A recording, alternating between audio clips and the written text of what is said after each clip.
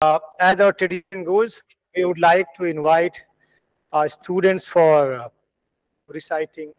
Uh, okay, so first, let us have this event of lighting the lamp and honoring our revered Malviji. So I invite our head of the department and speaker, Professor Rakesh Chandra, please join us in lighting the lamp.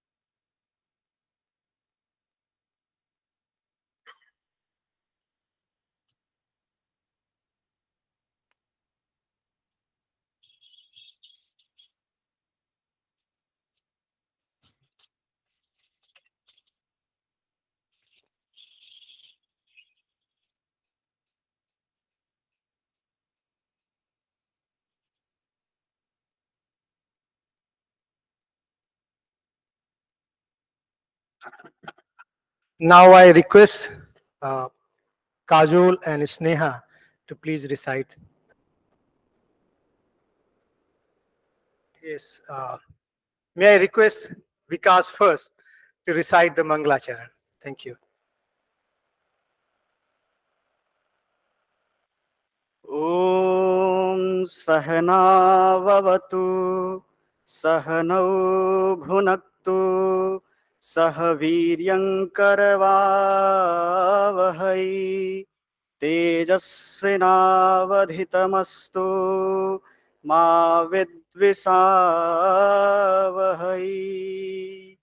यद्विश्वविस्मयकरं चरितं महीयः वाचस्पतेरपि गिरां सुतरां दवीयः प्रातः सदा सुमनसामभिवन्द्यनीयः वन्द्यस्य मे मदनमोहनमालवीयः ॐ शान्तिः शान्तिः सुशान्तिर्भवतु.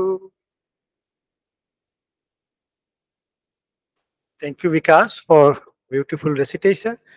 Now may I request the students from music department, Kajol and Sneha, to recite the Kulgeet.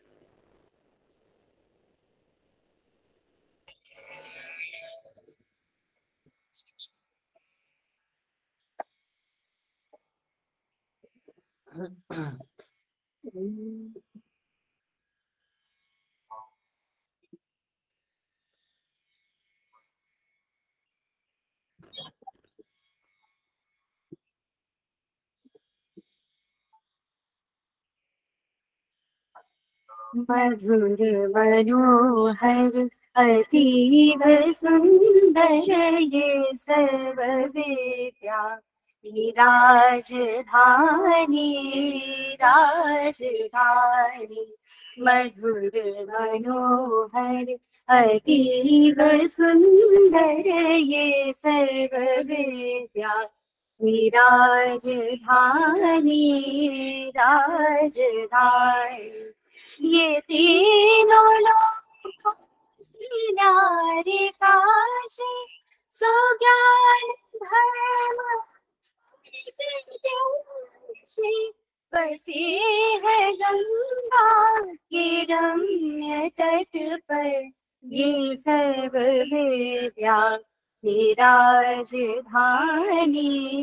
राजधानी नई नहीं है ये ईट पत्थर है विश्वकर्मा का कार्य सुंदर रचे हैं विद्या के भव्य मंदिर ये सर्व सृष्टि की राजधानी राजधानी यहाँ की है पवित्र शिक्षा के सत्य पहले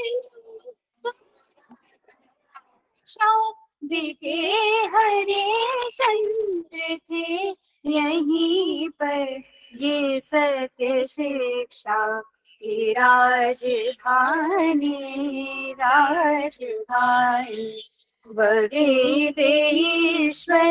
की सत्यवाणी बने जिन्हें पढ़ के ब्रह्म ज्ञानी हे व्यास जी ने रचे यहीं पर ये ब्रह्म विद्या की राजधानी राजधानी वो मुक्ति पद को दिलाने वाले सुधर्म पथ पर चलाने वाले यही फले फूले बोल शंकर ये राज ऋषियों की राजधानी राजधानी सुरम्य धाराएं वरुणासी नहाए जिनमें कबीर तुलसी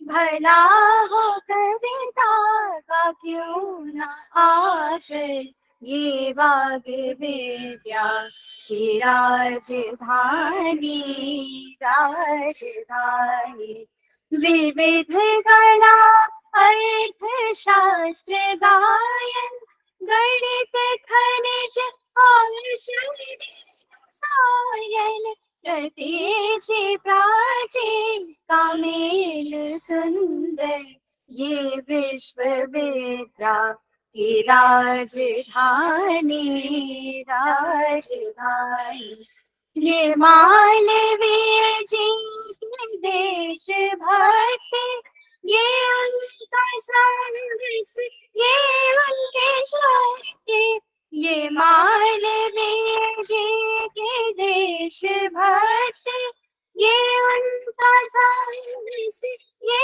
उनके शक्ति प्रकट हुए हैं नवीन होकर ये कर्म वीरों की राजधानी राजधानी मधुर मनोहर अतीब सुंदर ये सर्व विद्या की राजधानी मधुर मनोहर अतीब सुंदर ये सर्व विद्या की राजधानी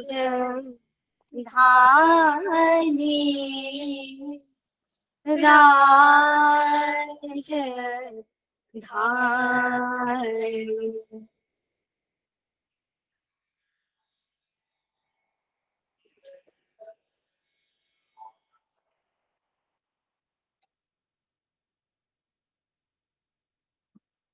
Thank you, Sneha and Kajol, for really beautiful recitation of Pulgit. Now, may I request our head of the department to felicitate our speaker with Saul, garland, and memento.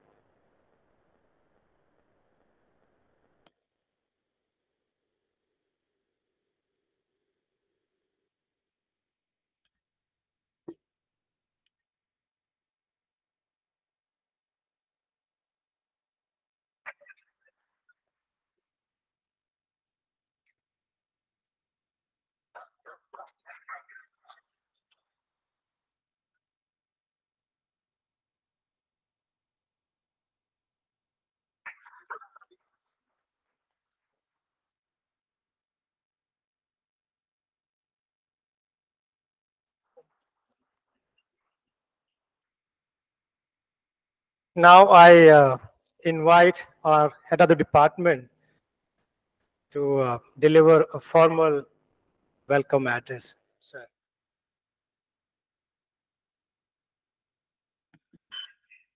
Hari Om. Honorable Speaker Professor Rakesh Chandra, convener of the program Dr. Rahul Maurya, our colleagues, students, scholars connected to the program. I, on behalf of the Department of Philosophy and Religion, Banaras Hindu University, welcome you all in the Jarav Lal Mehta lecture series on culture and civilization.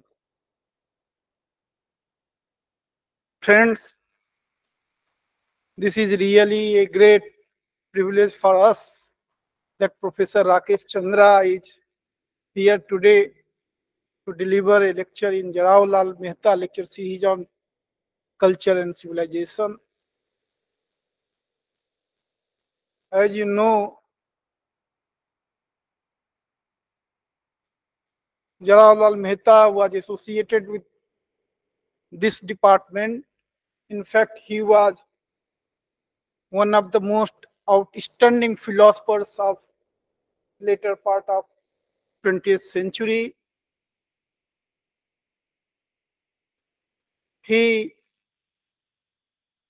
wrote his monumental work on Martin Heidegger here in this department, and that was published from this department. Later on, that work was published from Harper and Row, you know, and that work is considered one of the best book on Heidegger in any language by scholars of Heidegger. In fact, Mehta is one of few those philosophers who worked on Western philosophy in India and were recognized in the West. The another was of course, Professor J. N. Mohanty, and in fact, Mohanty in various places writes superlative about Jarav Lal Mehta. In fact, he talks about the departmental politics as well of the then Department of Philosophy, BHU. Not only Mohanty, Anna Iron, Hall Foss. In fact, he dedicated his work to Mehta. So, a number of scholars are, in fact, one can say fan of Jarav Lal Mehta. Nirmal Verma, you might be aware of the work of Nirmal Verma, Bharat or Europe Pratisruti ke Swar. In fact, in that work you would find that he again and again mentions Jarav Lal Mehta. So, Jarav Lal Mehta is a great scholar of the last century, and we are fortunate that we on his name, that is Jarav Lal Mehta lecture series on culture and civilization, and Professor Rakesh Chandra is going to deliver the inaugural lecture of that lecture series. In fact, the nation is celebrating Azadi Ka Amrit Mahotsav.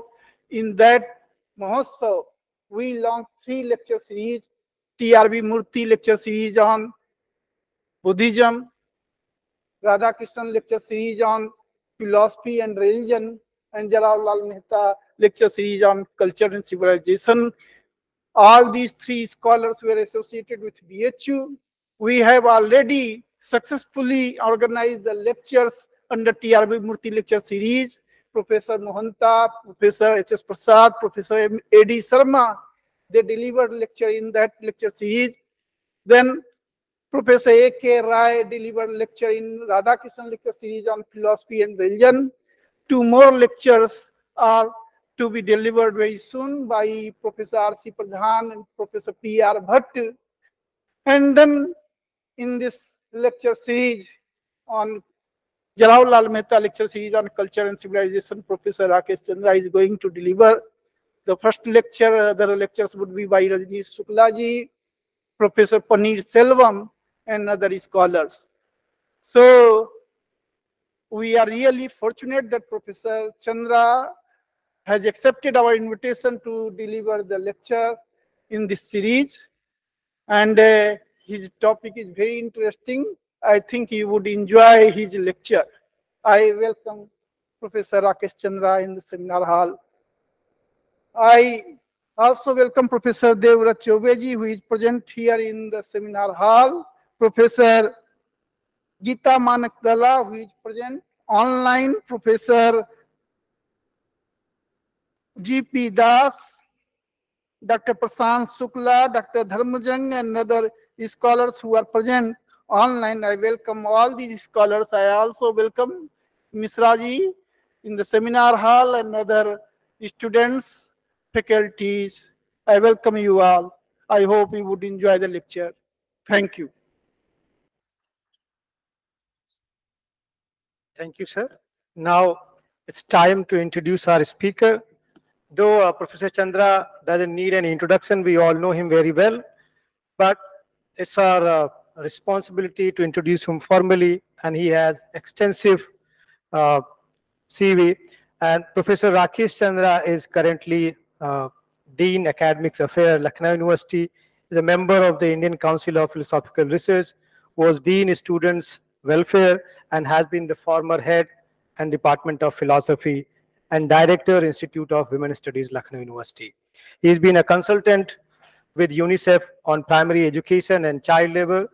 He has been teaching for more than 25 years and has been recipient of UGC and ICPR scholarships and co-investigator of a UGC major research project.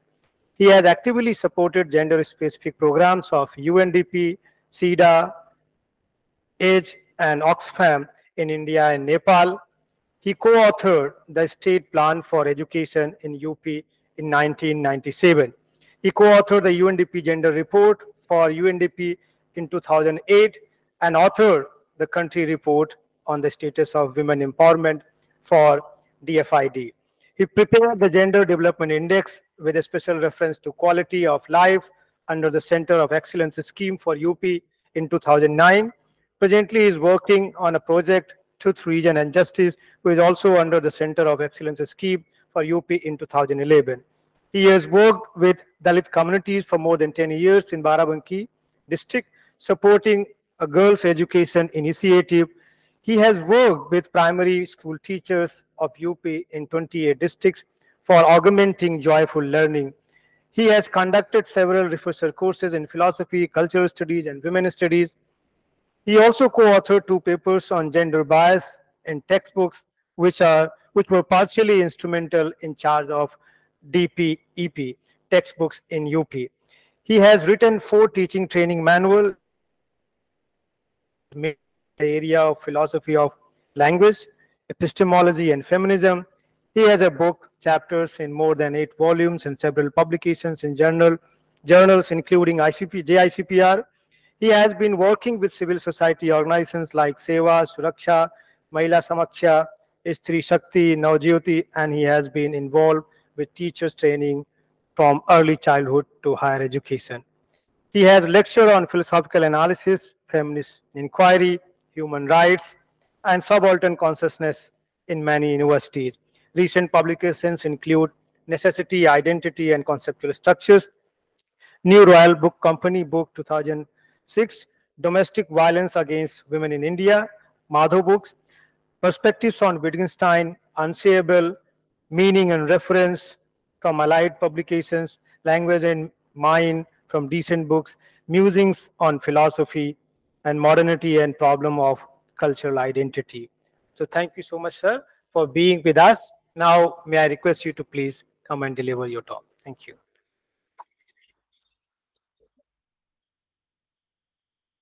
Thank you very much, Professor Mishra, Professor Chaube, Rahul, and all the wonderful teachers and students of Banaras Hindu University. It's my honor and privilege to be here, standing here with a great deal of trepidation because for a very important reason. J.L. Mehta represented the finest kind of intellect in India, and as Professor Anand Mishra said, much like J.L. Mohanty, he's perhaps one of the rare philosophers of India who gets recognized internationally as an equal philosopher. And rightly so, his contribution on Heidegger is considered to be one of the best introductions to Heidegger globally. My own reading of Mehta is very limited, primarily to his writings on religion, and also my own training, as is evident from my brief, as was given by Rahul, is mainly in analytical philosophy, and therefore it's not just my ignorance, but also a certain kind of a snobbery that we had against the continental thinking, and therefore it's interesting that I get the opportunity to deliver the inaugural lecture on culture and civilization on Professor, which is instituted in the name of J.L. Mehta. Also, it's interesting that Heidegger, the muse of J.L. Mehta, also represents continental philosophy, and there is a huge amount of issue regarding continental philosophy with reference to feminist consciousness and women's movement globally.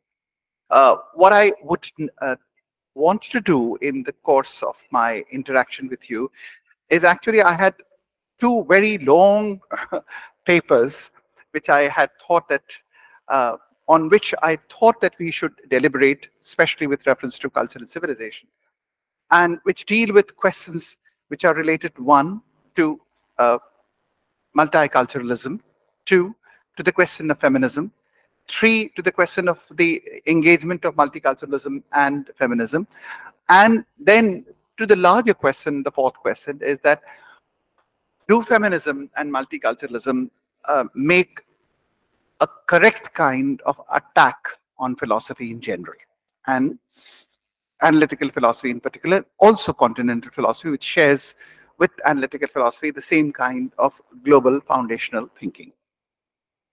So I have this proposal that you will have to bear with me. And what I thought was that, can I just ask a few things? How many of you are familiar with the feminist debates?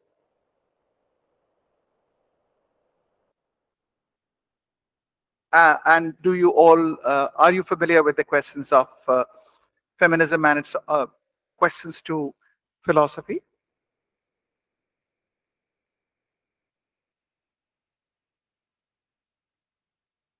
Do you teach feminism as a part of your papers? No. Okay. So what I'll do is that I think for simplicity's sake, I'll try and do two things. Because what I'm trying to do in this paper is to look at gender justice, standpoint theory, and universalistic hopes. But all these questions are actually part of a broader debate, which is actually a debate regarding the question about what is the nature of philosophy and why is it that philosophy, because as the series is called Culture and Civilization, generally there is a standard view which says that philosophy is actually an a priori foundational discipline which does not get impacted by culture and civilization. And therefore, we are talking about, like, say, for instance, there was one young boy who's now trying to work on Isha Upanishad and the commentary of Shankaracharya. Now, the first and the short Upanishad, which talks about Isha Vasamidam Sarvam, cannot be called a doctrine of a civilization or a culture. It is actually a kind of a foundational understanding of how the universe is constituted. So, is it constituted so only for the people in India?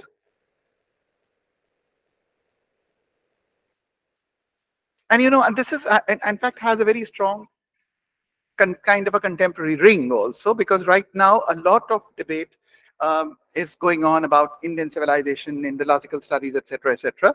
And then we have a great deal of difficulty, especially with the kinds of departments like you have in BHU, where you have a department which is called the Department of Philosophy and Comparative Religion, because the way to study religion and the way to study philosophy may not entirely cohere with each other. So what I'll do is that initially I'll just take a few things and then weave it together. One is that as a philosopher trained especially in analysis, and also as was expressed in my as an activist involved with many areas of women's movement, from theoretical understanding to training to advocacy, planning, and sensitization, I find that there is much need for deliberation on the questions of feminism, on the questions of gender justice, on the question of standpoint theory, which is again a very, very important theoretical framework, and the question of universal hopes. Because more and more people are now talking about cultural specificity and coming from all sorts of quarters. Now, feminism, as we all know, can be seen in multiple ways. It can be seen as a historically originated term in social science. And you would be surprised to know that if you look at the Oxford English Dictionary of 1901, they don't make a distinction between feminine and feminist. So while we always think that we need to make a very important distinction between female, feminine, and feminist. Female is a certain kind of a category which actually becomes located in the biology of the human being. And feminine is a set of characteristics which we associate depending upon the social political space where we are. And feminist is a certain kind of a political stance that we take when we talk about justice, equality, equity, and also difference. So, but it's curious that till 1901, people did not make a distinction between, and therefore feminist has to be understood in a very interesting way, that it is a historically originated term which comes, and it's a term primarily which comes in social sciences. And it is also an analytic category to understanding social structures, or it could be both a historical as well as an analytic category. Now, let me quickly run through some framework questions of, like, say, for instance, who are the feminists?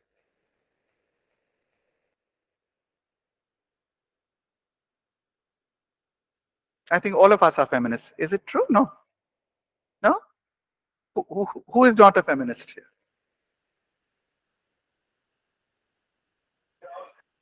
Hmm? Yeah. So in one way, anybody who recognizes that there is discrimination against women as a class is a feminist, number one. Number two, anybody who thinks that actually it is actually part of the social history, and anybody who thinks that we are all committed to change that is a feminist. So on that, I think, will you join?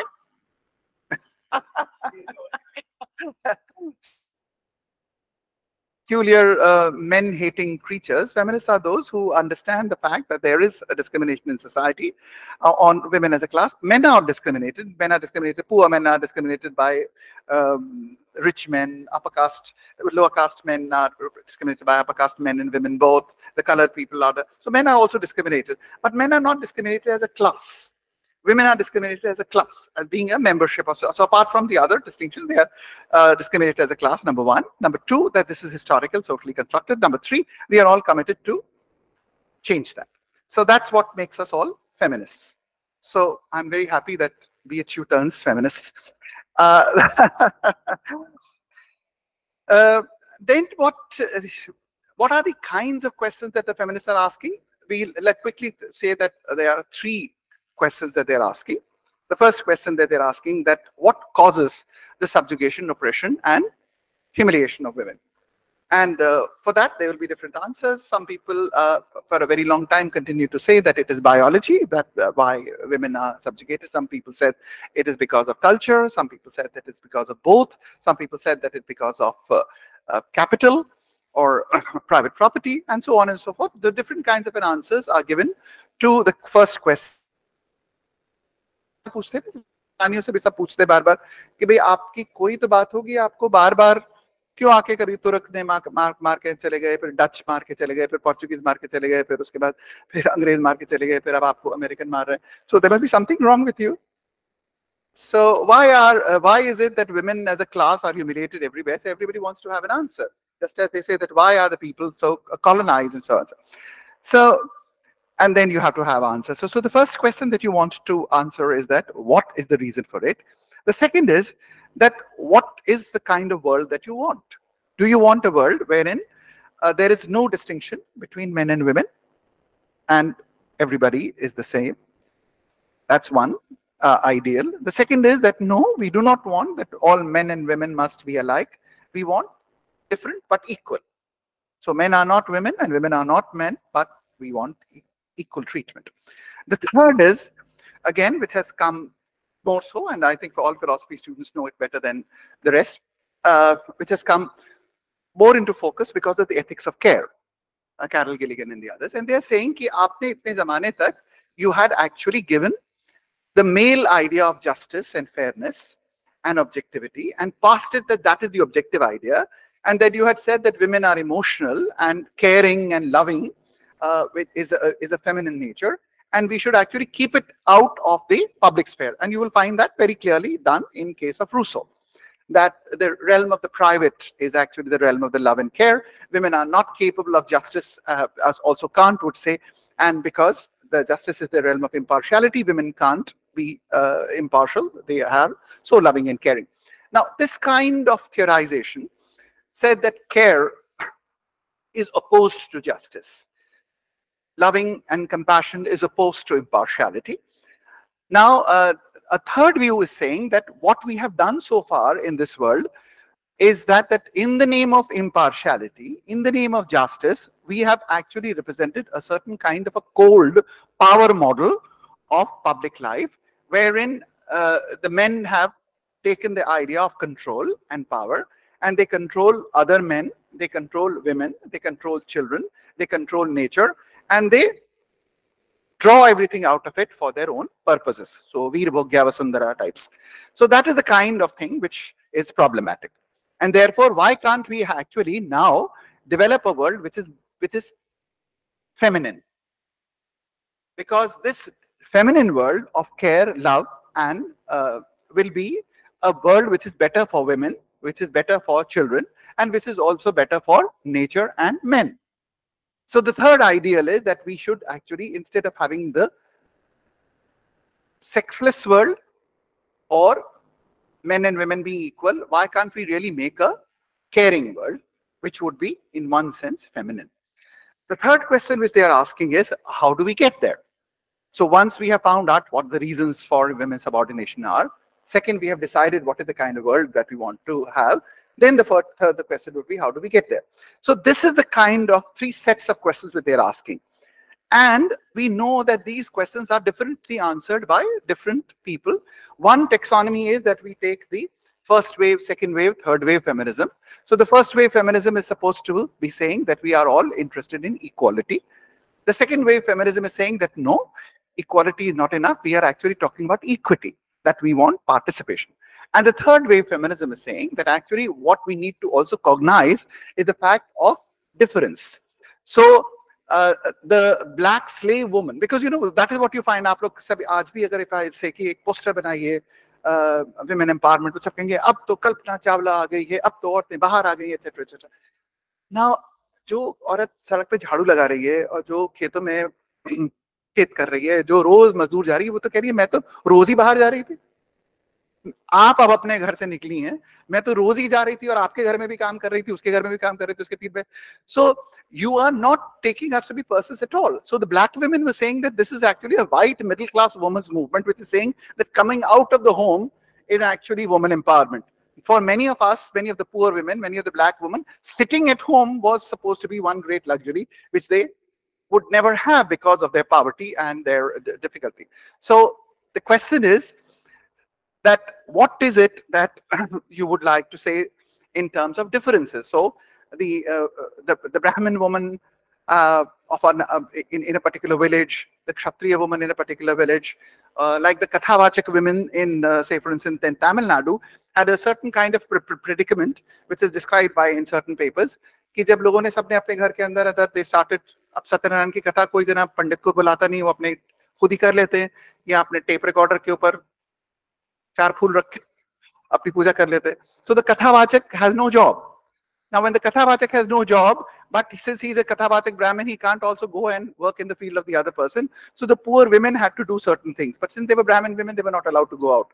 So it also works backwards. So we found that different women in different places have different kind of things, and that is being emphasized by the third wave feminism. This is one taxonomy, which is the time frame taxonomy 1, 2, 3. The other framework of looking at feminist theory is actually in terms of theoretical frameworks. That 1, liberal feminism, 2, radical feminism, 3, Marxist feminism, 4th, existential feminists, 5th, psychoanalytical feminists, then postmodern feminists. Now, all of these, as you know, since you're all students of philosophy, you know that all of them are actually reflective of the counterpart philosophical theory. So liberal feminists are those who believe in liberal theory, which is the theory, so Mary Walter Sharp, John Stuart Mill and the others, the importance of reason and equal distribution. The radical feminists are those feminists who are talking about the fact that don't be so innocent. आप ये मानते हैं कि सब लड़कियों को पढ़ाने भेज देंगे, सब लड़कियों को नौकरी करने भेज देंगे, सब लड़कियों को बाजार में जोखिम करना भेज देंगे, तो सब और कुछ करने की जरूरत पड़ेगी. But you are wrong. ऐसा होगा नहीं. आदमी नियत से ही इतना क्रूर और खराब है कि वो नोच के लोगों को दबाता रहता है, और उसकी जो नोचने की प्रवृत्ति है, जब तक उस प्रवृत्ति के ऊपर आघात नहीं किया जाएगा, तो वो प्रकृति का दोहन जैसे करता है वैसा ही वो स्त्री का दोहन करता रहेगा, वैसा ही वो अन्यों का दोहन करता रहेगा. इसलिए मदरहुड का इंस्टीट्यूशन की आपने औरतों को कह दिया वो माँ है, वो महान है, और सर सैयद ने कहा माओ बहनों बेटियों, विवेकानंद ने कहा माँ सबसे बड़ी होती है, गांधी जी ने कहा माँ सबसे बड़ी होती है. But there again you are essentializing women into the role of motherhood, and you are actually saying that you are important because you are a mother. Now, if a woman doesn't want to be a mother, a woman can't be a mother, or a woman said that I am actually not only a mother but also a human being, so what about that woman? So this kind of a trouble exists, and therefore the glorification of motherhood, and on the other hand, the big industry of pornography. These are the two kinds of things which become a central object for the radical feminists to see, that on the one hand, you commodify the woman's body in terms of making her an object of pornography, and on the other hand, you glorify the body of the woman by essentially making her a mother. And that becomes, again, a philosophical theory, which is a feminist theory, which has a huge amount of discussion. The radical feminists, as they call it. The Marxist feminists, as you know, again, based upon the Marxist theory. And again, the difficulty is that बहुत ही कम लोग हैं जो marks को पढ़ते हैं, और बहुत ही कम लोग हैं जो मार्क्सवादी हैं, वो तो और भी कम पढ़ते हैं. तो उसमें सबसे बड़ी मुश्किल ये थी कि if you read Marx, then you find, does Marx have a theory of justice?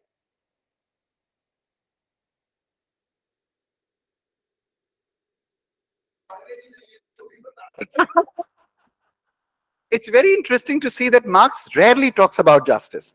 And in many cases he said that I do not want to talk about justice because there can be alternative theories of justice. I don't want to get into the argument.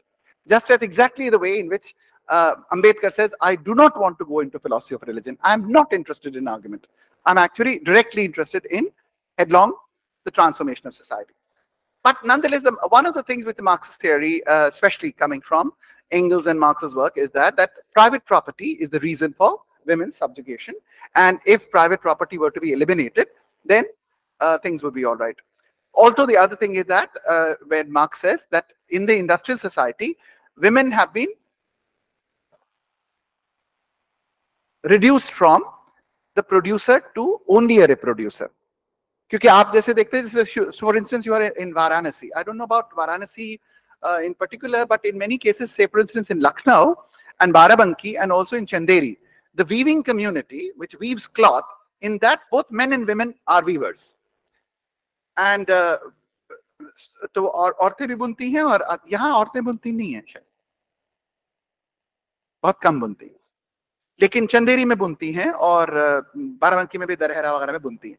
तो उनका ये कहना था कि pre industrial economy में जब घरेलू उद्योग था तो आदमी औरत दोनों मिलके काम करते थे, और आदमी का सिर्फ फर्क होता था कि आदमी उस सामान को ले जाकर बेचता था, लेकिन प्रोडक्शन दोनों करते थे. जब इंडस्ट्रियल सोसाइटी बन गई तो ये हो गया कि कलकत्ते, बंबई और बड़ी बड़ी शहरों के अंतर्गत इंडस्ट्री लग गई, और आदमी अपना घर छोड़ के वहां पर जाकर प्रोड्यूसर बन गया, और घर में रहने वाली औरत फिर केवल रिप्रोड्यूसर बन गई, क्योंकि वो फैक्ट्री के लिए मजदूर को पैदा कर रही है और उसको स्वस्थ रख रही है, ताकि फैक्ट्री ओनर को बना बनाया मजदूर मिल जाए, खाया पिया, जिसके कि खाने पीने के ऊपर उसको खर्चा ना करना पड़े. So the women's role as a producer has been replaced by a woman's role primarily as a reproducer. This was the Marxist theory, and therefore there is a critique of private property and industrialization primarily, and that is what they see as the source of greater oppression of women. And they also say that, industrialization is better than the feudal state, but nonetheless, it creates its own difficulties. The other position is the existential theory, which you all know, that in existentialism, you have seen two strands, the religious strand and the non-religious strand. And the existential feminists are saying that women can create themselves. It is possible, just as so existence precedes essence, and therefore women, despite the fact that they might have had a certain kind of a historical, cultural framework in the Marxist theory, but yet it is possible for them to transform that. Then you come to the psychoanalytical feminists, and in that you know that psychoanalytical framework was provided to us by one of the favorites of Professor J.L. Mehta. He was very impressed by Freud. So Freud says that anatomy determines destiny, and therefore women have the kind of life that they have because they have a particular kind of a body, and in that particularly they are the principal child bearers, and they are also the principal child rearers, and therefore their confinement to home takes them away from the productive sphere for a certain kind, and therefore women are suffering the kind of thing that they are. This was the early Freudian thing, but then there are other psychoanalytical theorists like Nancy Chodorov and the others who talk about certain other things. One of the things that they are talking about is the question of permeable ego boundaries and non-permeable ego boundaries. A permeable ego boundary is that they say that women generally consider themselves primarily in terms of their relationships. So I am a good mother, I'm a good daughter, I'm a good sister, I'm a good lover, I'm a good chachi, I'm a good phupi, I'm a good etc, etc, etc. So it's their own, all identities primarily. And I keep on saying that, even if you look at literature, Varanasi people, I think, know it better than all of us, that if you look at all Hindi literature and the others, how are Naikas defined? The Naika is defined Khandita Naika, Poshita Naika, Manini Naika, Vipralabdha Naika. So the woman's identity is completely determined in the way she's being treated by the man. There is no Vipralabdha Nayak, there is no Khandit Nayak, there is no Manini Nayak. The Nayak is Dhiroddat and Dhirlalit. So the identile character of the man is recognized not only in social theory, but even in critical examination of literature. So not only do you have a gender bias in poetry, you have a gender bias in literary criticism. So these are the kinds of things which come when you look at psychoanalytical theory and you say that, women have permeable ego boundaries, and they are so permeable that there is no space left for them. And I think all of you are young people. You should read a lot of literature and also see a lot of cinema. There's a letter which I think a small story which is called Stri Patro by Rabindranath, and you should all read. With that there's Vinodini, and then it's a beautiful little story about a woman, and it's a very interesting story because it is written in such a ordinary way that you are surprised that it has such an extraordinary content. The story is of a woman who lives in a house, and she is living in a bourgeois house, and very well respected. She tries to have a child, doesn't have a child. There is her Jeth and Jethani, and they're all living there and very well respected and loving. There is another young girl in the house who gets married, and who then has a terrible time in the in-laws' house. She is not related to this woman, wo uski Jethani ki rishtedar hai. And then when she comes back, she says कि ये तो मेरी लड़की के बराबर है, इसको मैं रख लेती हूँ घर में. तुम इसको नहीं रख सकती. उन्होंने कहा मैं इसको गाय के जहाँ पे भूसे का ढेर रखे वहां रख लेती हूँ. वो उनको वहां भी नहीं रखने की इजाजत देते. And that is the time when this girl realizes कि ये जो मुझे सोने की माला और साड़ी और सम्मान मिल रहा था, ये सब तो ठीक था, लेकिन when it came to a decision about this little girl and saving her, I have no position in the house. So she leaves the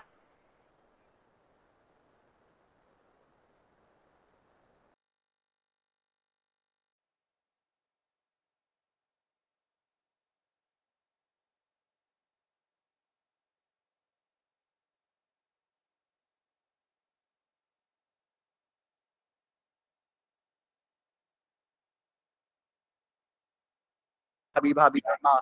And then there's a photographer who comes and he said, what's your name?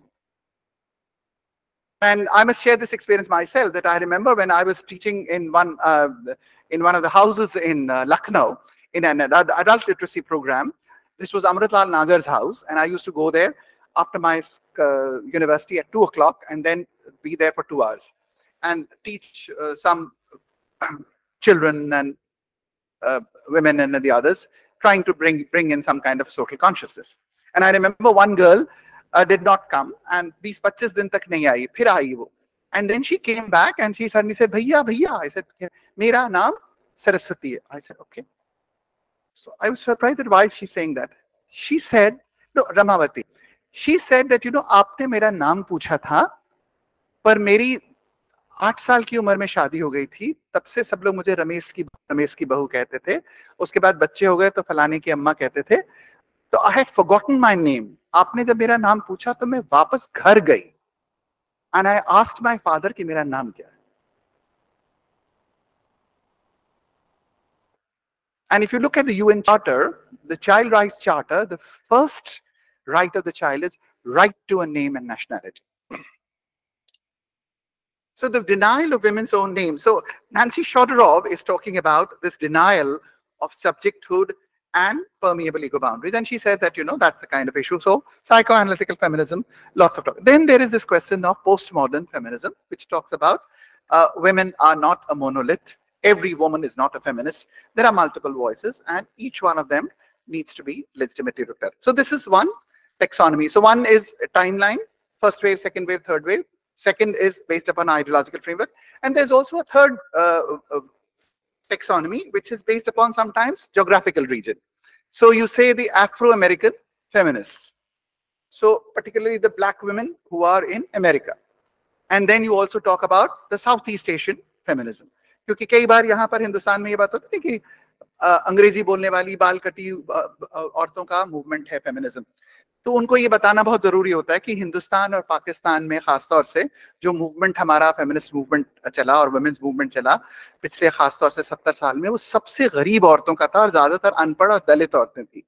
तो चाहे वो चिपको आंदोलन में थी, जो गौरा देवी वगैरह जो पेड़ों को बचा रही थी, चाहे वो नर्मदा बचाओ आंदोलन में थी, चाहे वो एंटी अरक मूवमेंट था कर्नाटक में जिनमें शराब की भट्टियां तोड़ रही थी, वो सबसे गरीब औरतें थी, ज्यादातर अनपढ़ और ज्यादातर दलित.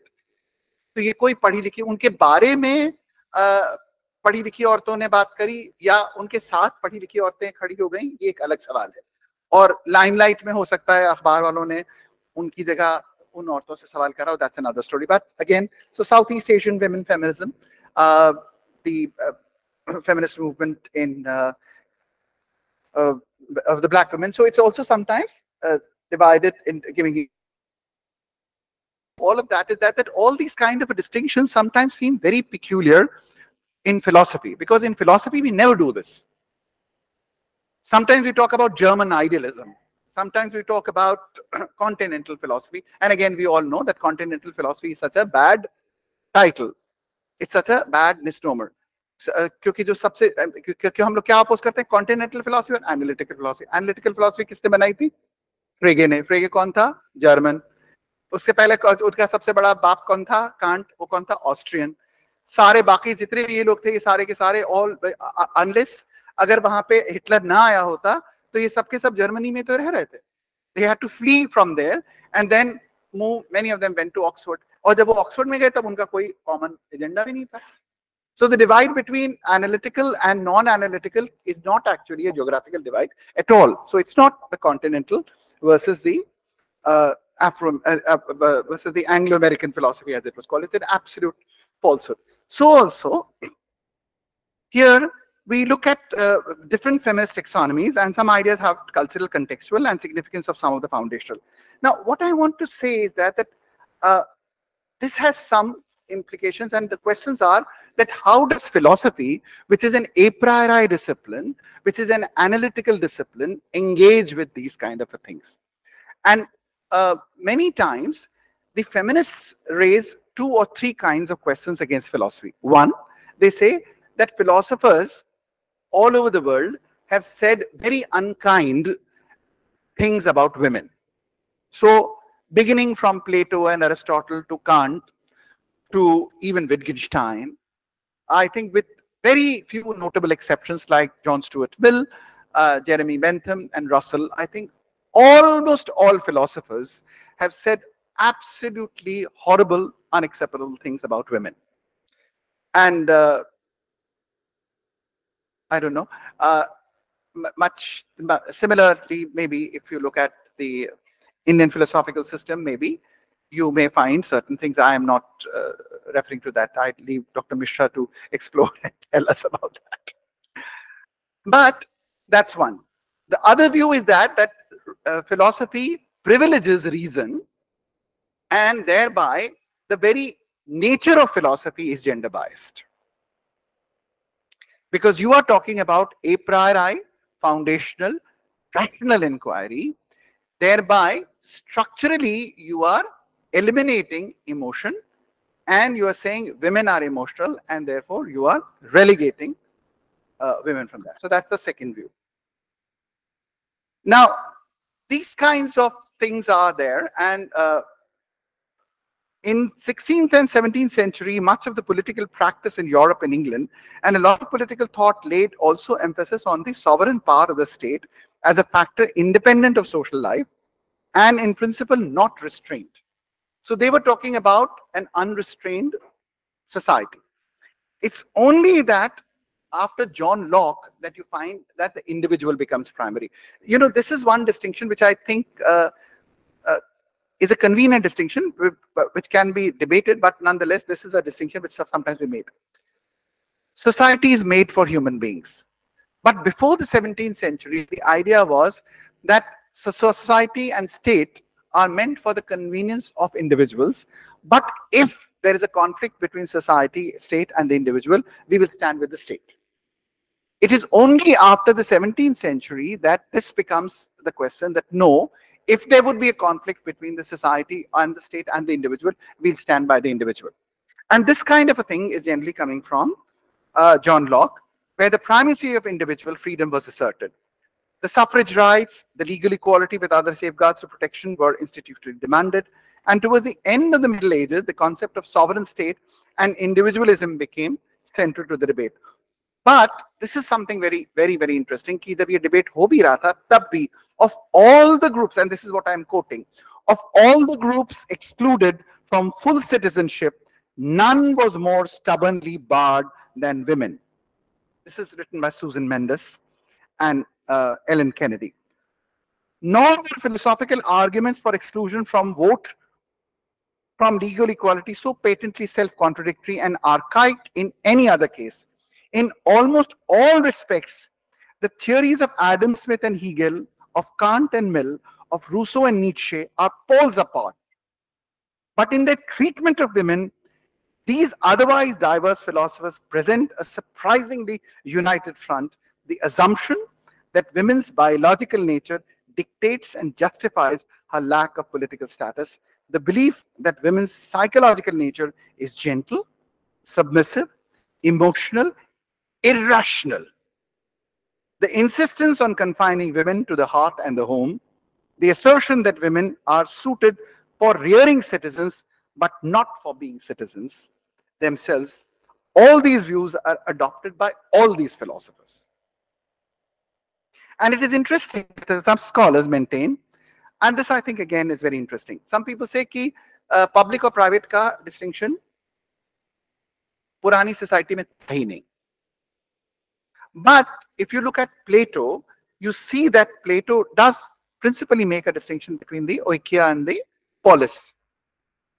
And the modern conception and the liberal political institutions aimed at securing an arena of political and economic activity from regulation, and is thus freed private individuals from the constraint and fundamental duties by absolute states. So जिस जमाने में लोग बाग private को अलग करते थे, अभी आप देखते होंगे कि feminist movement का एक बहुत बड़ा slogan है, the personal is the political. पर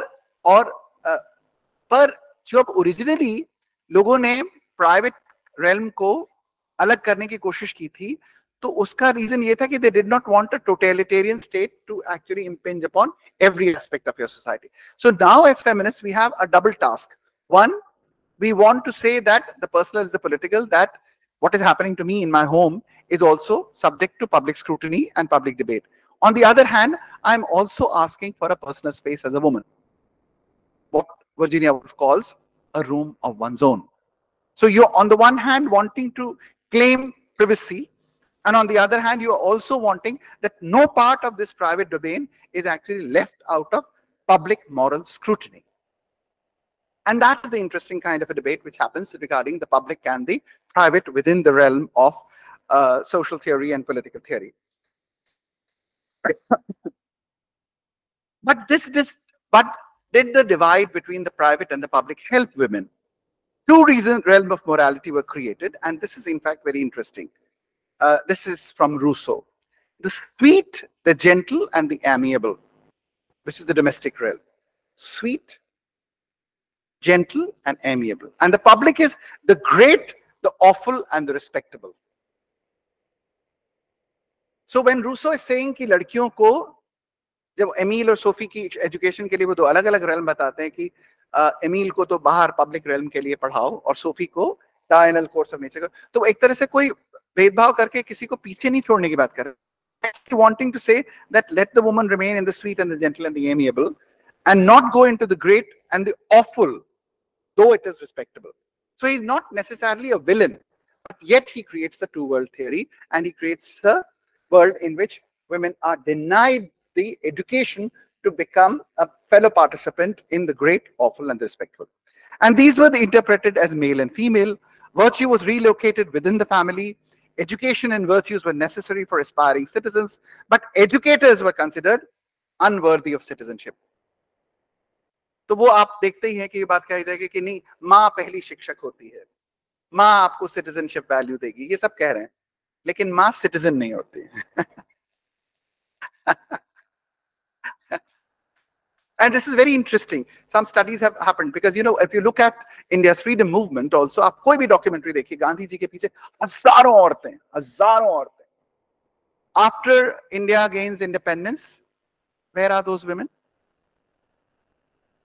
In your own memory, Uttaranchal के जब उत्तराखंड बना, thousands and thousands of women. It was largely a women's movement. When it came to power, again, Surjit Singh Barnala, Narayana Tiwari, and the others. Where are the women? Once you gain independence, then you say, "Nahi, ab tum ghar jao." So, this whole question, man occupies both the public and the private role, while woman is confined to the private. And Rousseau elevated the private above the public. And this is interesting. What I'm saying is that Rousseau is not necessarily a villain. He is not seeing it as a kind of a discrimination. He's actually seeing it as a privilege. Rousseau elevated the private above the public and lauded the integration of the domestic life as against the fragmentation of the public existence. तो अभी कहते हैं ना कि बाहर की दुनिया में इतना लड़ाई है, इतना झगड़ा है, बॉस मारता है, चिल्लाता है, डांटता है, तुम तो कम से कम घर में बैठी हुई हो. So that's the kind of an idea. Nietzsche considers public to be supreme importance, where women are a threat. And this is, I think, very interesting. Nietzsche considers public to be a supreme importance, where women are a threat, as they are interested in persons and their personalized way of loving and hating. Taking sides is a barrier to being just. For Hegel, again, rule by arbitrary inclination and opinion is wrong.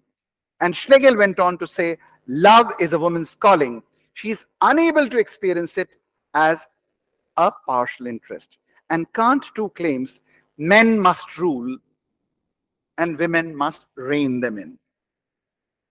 And as I mentioned, Jeremy Bentham and John Stuart Mill are perhaps the only two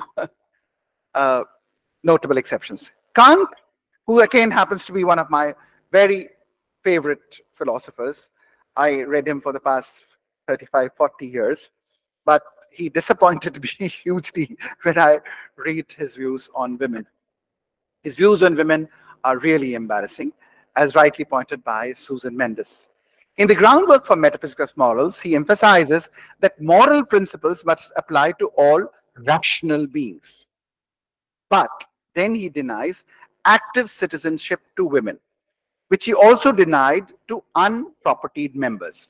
ये क्योंकि Aristotle में भी था, उन्होंने कहा कि औरतों में रीजन की कैपेसिटी तो है, लेकिन चिल्ड्रन और स्लेव्स की तरह they are not their own masters, so they can not be there.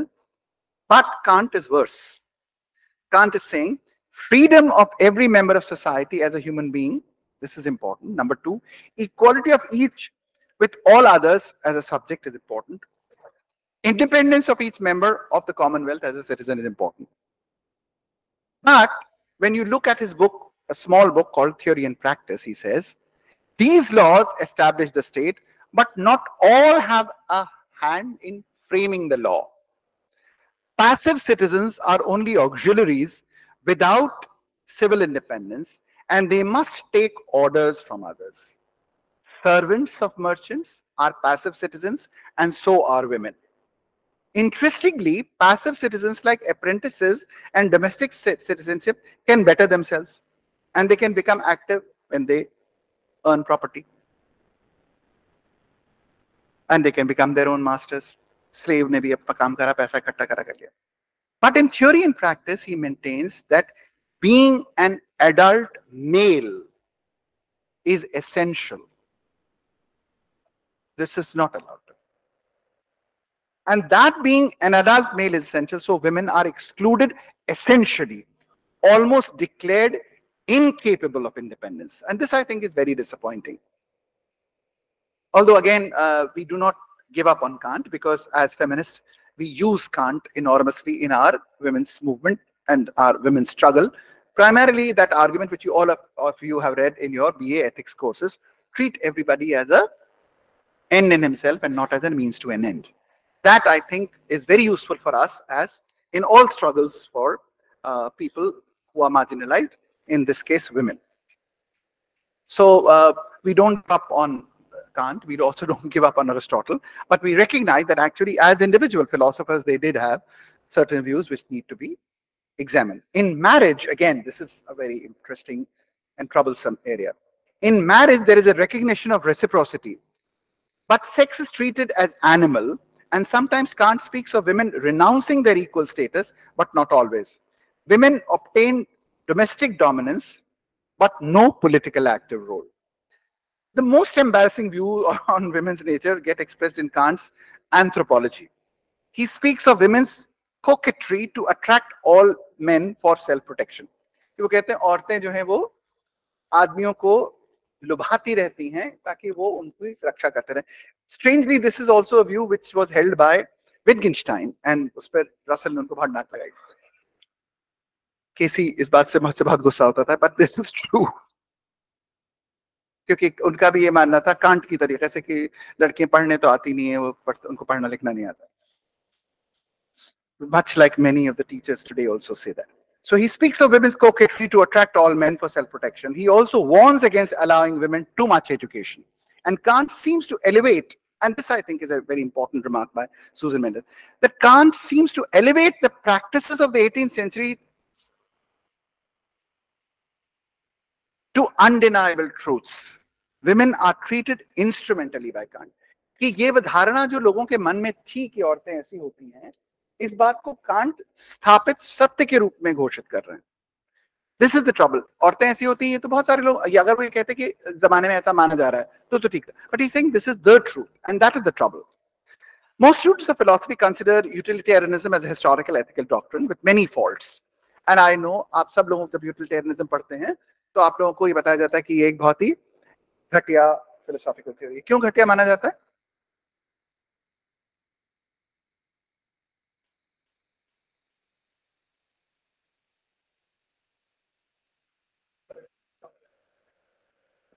One is that there are three things at that, because what they're saying is that only pain and pleasure, and so Pushpin is as good as poetry. एक तो ये सवाल था, क्योंकि हालांकि Bentham ने qualitative pleasure की बात कही थी, लेकिन ये मान गए. दूसरी बात ये है कि उसमें क्वांटिटेटिव जो, क्योंकि आपने सारे लोगों का सुख को एक साथ कैलकुलेट कर लिया था, इस वजह से आपको ये पता चलेगा डिस्ट्रीब्यूशन की कोई जगह नहीं. जैसे आप ये कहें कि इस कमरे के अंतर्गत अगर हम माने कि 25 लोग हैं तो आप ये कहें कि 25 लोगों की इनकम यहाँ पर 25 लाख रुपया है, तो आप कहें 25 लाख रुपया है और इतने कोविड हो चुका है, ये तो बड़ा अच्छी बात है.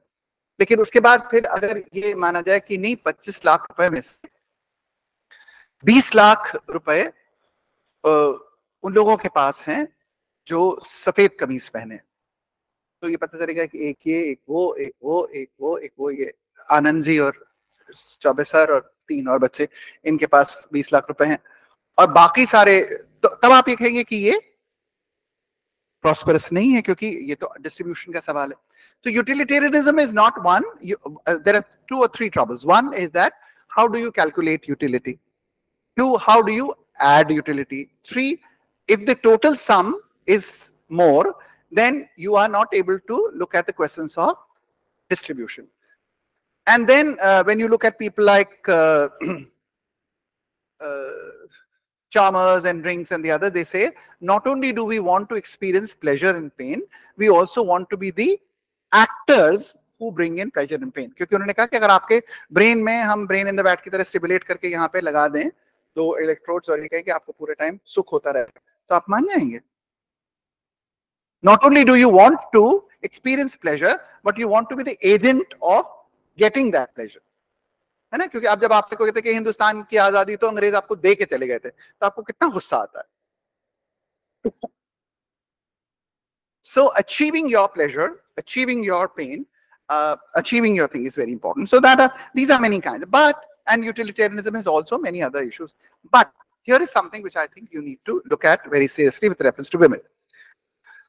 Utilitarianism as a historical ethical doctrine has many faults, but we must be reminded of a strong epistemological appeal of that thought. One, it offered one principle of utility like Newton. कि एक principal से, जैसे Newton ने कहा कि एक principal है उससे हम सब चीजें एक्सप्लेन कर सकते हैं फिजिकल फिनोमेना, उसी तरीके से, और वो क्या है? Action reaction.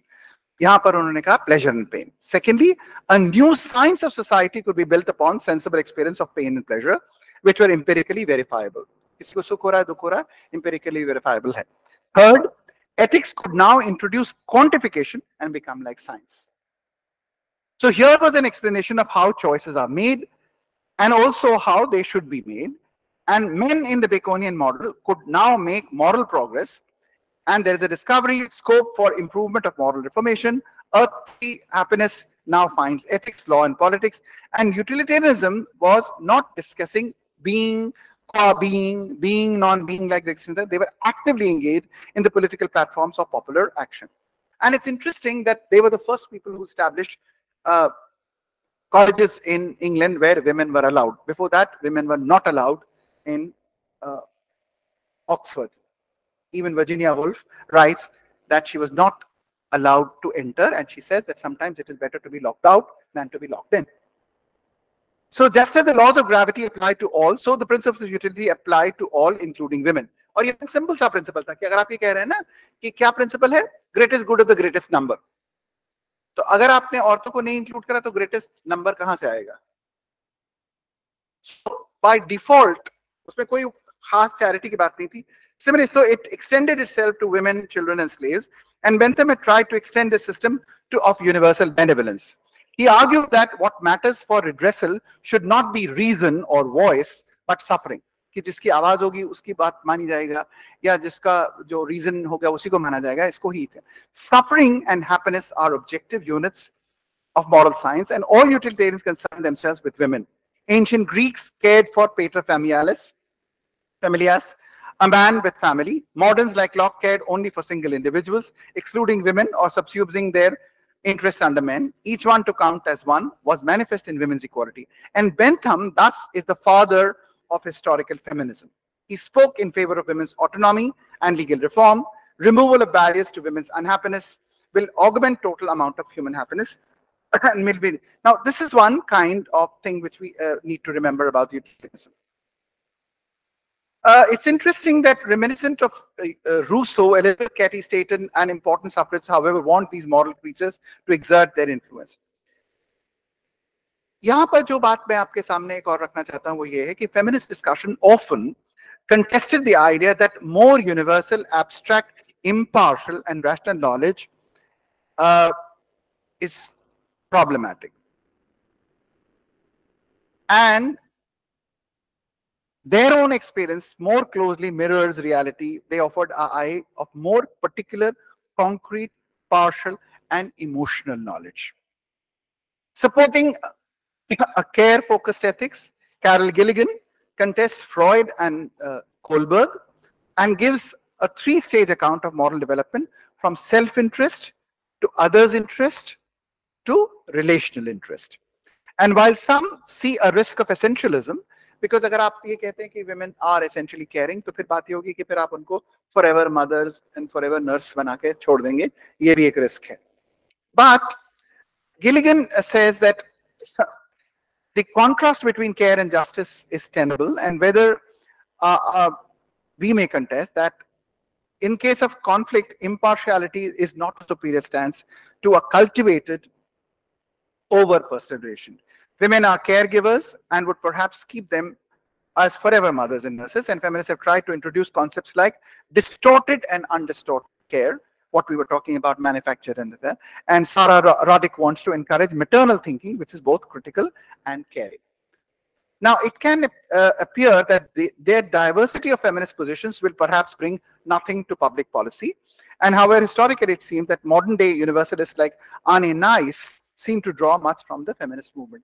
आप सभी लोग यहाँ पर ecological consciousness के ऊपर भी कोई काम कर रहा था, and all of you know about Anne Nice in deep ecology, and he says that he has drawn much of his inspiration from feminist consciousness, which is actually a consciousness of care and not just of power over things. He also thinks that he has drawn much from Gandhi, and he also thinks that he has drawn much from the Upanishads. And that is the very interesting thing in Anne Nice, who's actually a Norwegian philosopher and a traveler and a mountain climber. So locatedness must be appreciated, but the question is, what happens to universality? And this is the kind of thing which I actually wanted to share with you. People think that there is a fault line with traditional ethics because it shows less concern for women, interest in issues. It trivializes moral issues and its so-called private world of caring, devaluing women and as morally shallow in comparison with men, overrating so-called masculine traits like independence, autonomy, will, and domination, and underrating the culturally identified feminine characteristics like interdependence, community connection, sharing, emotion, body, trust, absence of hierarchy, process of joy and peace. So they are talking about gendered ethics, and they say that that shall ameliorate the suffering of the oppressed groups. The history of women's morality is not new. The great philosophers from Plato to Aristotle to Descartes to Kant have often spoken about women having a different and a morally inferior nature. And in Mary Wollstonecraft, you find that classic work which you all read, Vindication of the Rights of Women. She denied that women were doomed by nature to be morally less virtuous. They are deprived of opportunities to develop rational powers and wind up being hypersensitive, narcissistic, and self-indulgent. But if you will give them the right kind of education, they can be cured by rigorous education. This is Wollstonecraft. Reason is a distinguishing human characteristic which she accepts like the rest of the liberals.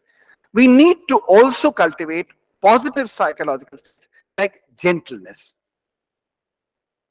which is associated with women. And Mill, in the next century, spoke of only one virtue, and that is human virtue. He doesn't talk about female virtues and male virtues. Later, many thinkers denied that virtue should be same for both sexes and argued for separate but equal theory. And there have been who valorizes women's domestic role. And it may be useful to argue that that at the meta level, now, are there multi-valued logical systems? Are there pluralities in the world? And I think all of you are students of philosophy here. Apart from the feminist consciousness, you should take it to the broader question. We are all talking about pluralism. We are all talking about multiculturalism. But all of you in your, at least in your MA courses, read empiricism and read the criticism of empiricism, the two dogmas of empiricism by Quine. And then you also read Davidson's essays on the third dogma of criticism. Now, what is the third dogma of empiricism?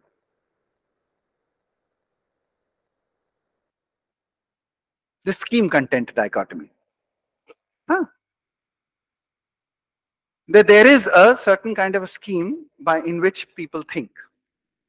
And then there would be, okay, then women have one scheme, men have one scheme, etc. So this also, and with that, when you read Davidson, there's another essay which I think you should also read, and that is when he questions the very idea of a conceptual scheme, he says, pluralism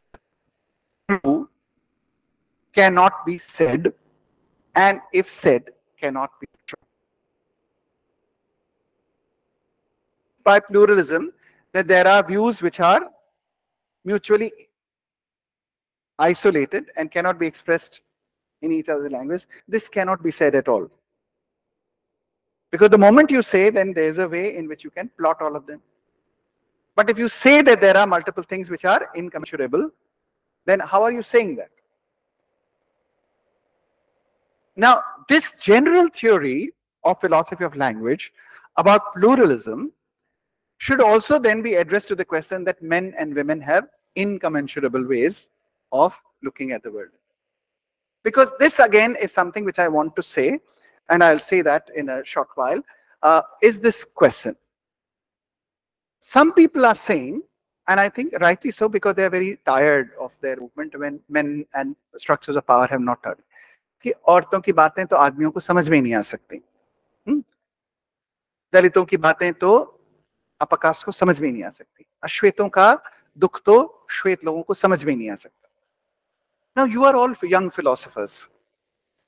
Now all of you young philosophers have at least in their ethical theory read Immanuel Kant. And all of you, if you have read Immanuel Kant's ethical theory, you have read one thing which is very clearly and initially taught to all of you, apart from categorical imperative and the other, and that is ought implies can. Right? Ought implies can. ठीक है? तो जो आप को करने को कहा जा रहा है वो आपके लिए कितना पॉसिबल होना चाहिए, है ना? लेकिन अगर आप ये कहें कि आदमी औरतों की बातें समझ ही नहीं सकते, तो फिर वो अगर औरतों की बात नहीं समझते तो उनको आप दोषी नहीं ठहरा सकते. अगर आप ये कहें कि दलितों का दुख नॉन दलित समझ ही नहीं सकते, तो फिर आप उनको दोषी भी नहीं ठहरा सकते. अगर आप ये कहते हैं कि अश्वेतों की पीड़ा और उनके दमन के वृत्तांत श्वेत व्यक्ति सुन ही नहीं सकते, उनकी समझ में ही नहीं आ सकता, तो आप एक तरीके से उनको खुली छूट दे रहे हैं. You're absolving them of their responsibility, because then they say, what I cannot do, what I cannot understand, I cannot be expected to do. So philosophically, you should not carry this argument to an extreme, where you're saying that the voice of the woman cannot be understood by the man. The voice of the white cannot be understood by the black. The voice of the native cannot be understood. Of course, जो बात radical translation की जो थी, intranslatability thesis में, वो भी theory क्या थी? कई लोगों को जब सिर्फ मोटा-मोटा टाइटल पढ़ते हैं, theory of radical intranslatability, coin ने कहा इसका मतलब है एक स्कीम को दूसरी स्कीम में ट्रांसलेट नहीं किया जा सकता. बिल्कुल मतलब नहीं. You cannot translate the whole scheme without residue. कुछ शेष रह जाएगा, पर ट्रांसलेट नहीं हो सकता, ये नहीं हो सकता. So it cannot be radically translated, but it can be translated. It can be translated with residue. Because if you are saying it cannot be translated at all, then you are closing doors for communication, you are closing doors for ameliorative action, you are closing doors for reform and moral progress. And therefore, I think the excitement, overexcitement of anthropological theory, also much of it which has also come because of Ludwig Wittgenstein, language game theory, different language games, different life worlds. Oh God, कितनी अजीब सी theory है ये. आप ये कहेंगे कि एक language game के अंतर्गत जो true है वो दूसरे में true नहीं है. एक form of life अपने आप में autonomous है, दूसरा form है. तो casteism भी एक form of life है, patriarchy भी एक form of life है, colonialism भी एक form of life है. जो बनारस के ठग थे उनकी भी एक थी फॉर्म ऑफ लाइफ, जिसमें वो जाते थे देवी जी की पूजा करते थे, फिर लोगों की गर्दन काट के लाते थे, उनको फिर चढ़ाते थे, फिर वो भी फॉर्म ऑफ लाइफ है. था ना, उसके लैंग्वेज गेम भी था, उसके अंदर रूल्स भी थे, उसके अंदर वो सही था कि नहीं था? आप कहें नहीं नहीं नहीं नहीं, सही गलत की चर्चा ही नहीं की जा सकती. Language games and forms of life are independent. Please don't do this. Please don't do this. This is also one paper which I wrote against Wittgenstein. that this is in fact a very terrible theory. You can't have a theory which actually excludes communication. You can't have a theory which excludes the possibility of mutual learning, growth, and internal change. So it may be all right that, as a sophisticated theory, that you have to see that, no, what are you saying? We have to be sensitive to the context, but don't over-privilege the context so as to lead to the impossibility of communication. And that, I think, is an important danger which we need to be very careful, and only philosophers can point this out to the sociologist, because the sociologist does not have these kind of philosophical background in his or her background. Now, this is what again, some things I think what I wanted to say was, many things have historical context. Like, say, for instance, the question now you're looking at about marital rape and the others. Now, marital rape ho sakta hai ki nahi ho sakta hai?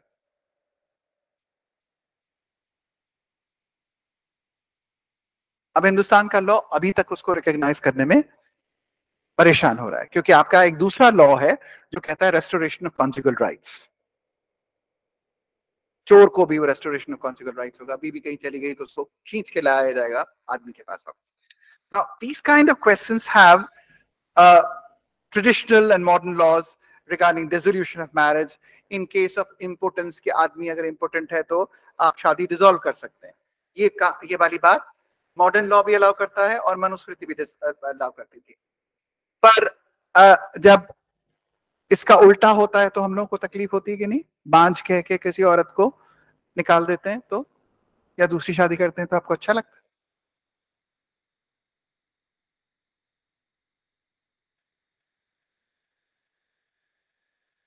So the questions are that many things within their own context create a certain kind of contextual reference point which has to be debated then and there.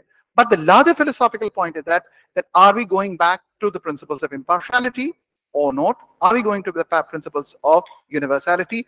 Are we now justifying somehow or the other that when philosophy takes its turn in terms of discussing being by qua being, it is not escaping reality but taking a certain kind of a high point wherein more is visible.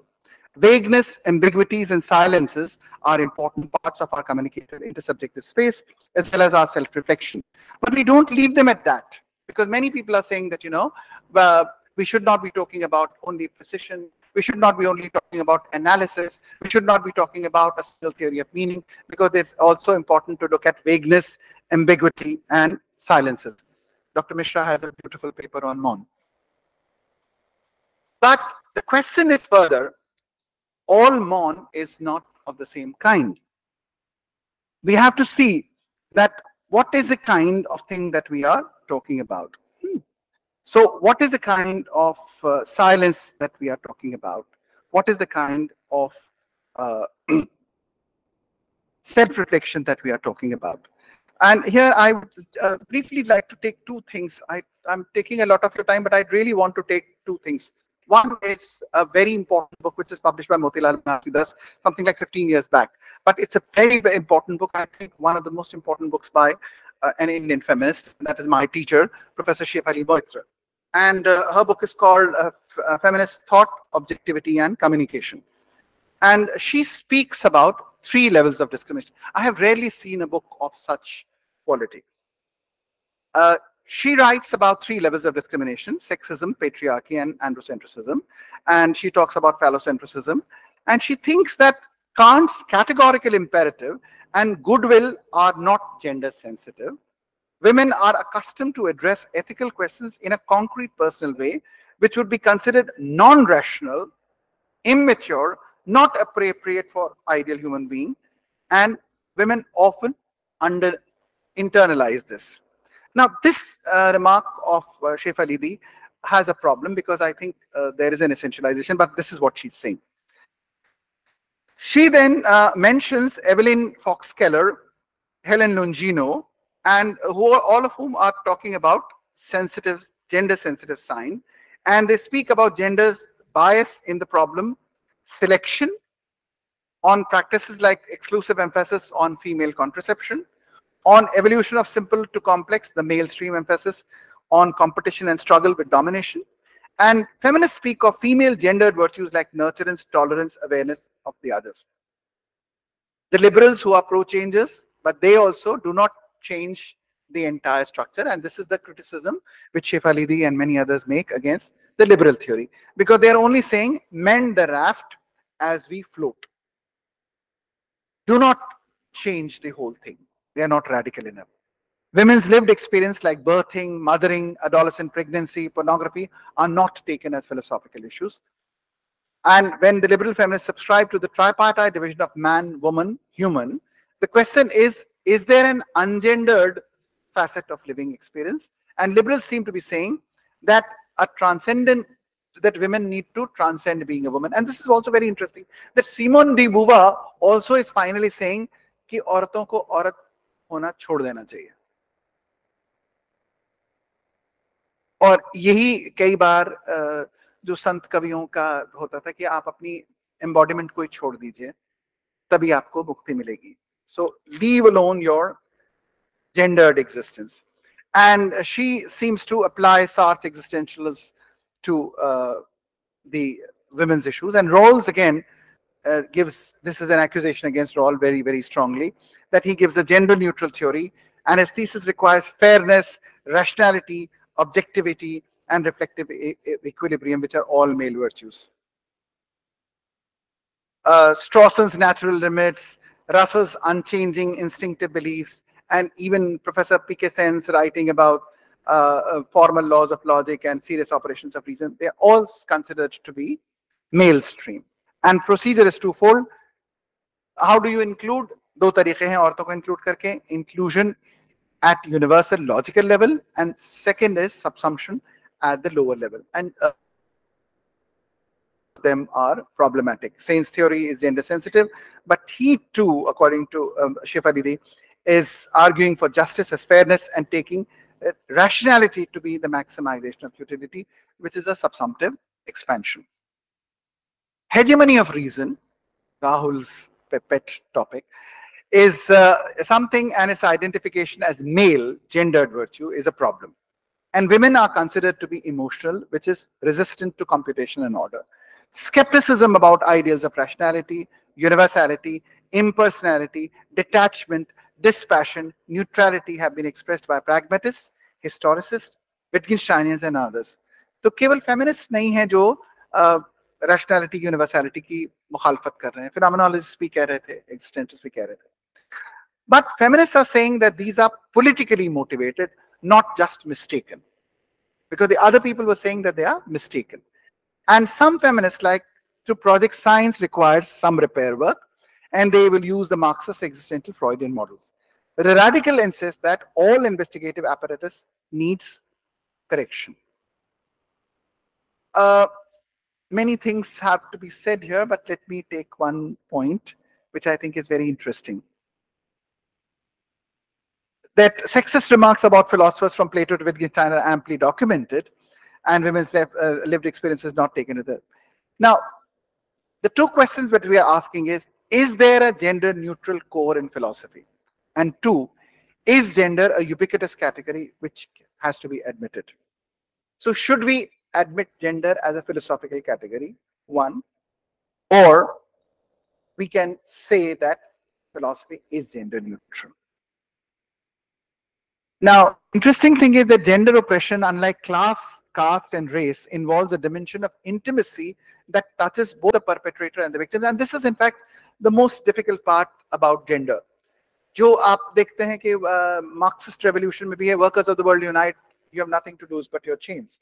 आपका क्या है, जो मालिक है वो आपका दुश्मन है. आपको French revolution की तरीके से आप उसकी गर्दन भी काट देंगे तो भी आपको कोई तकलीफ नहीं होगी.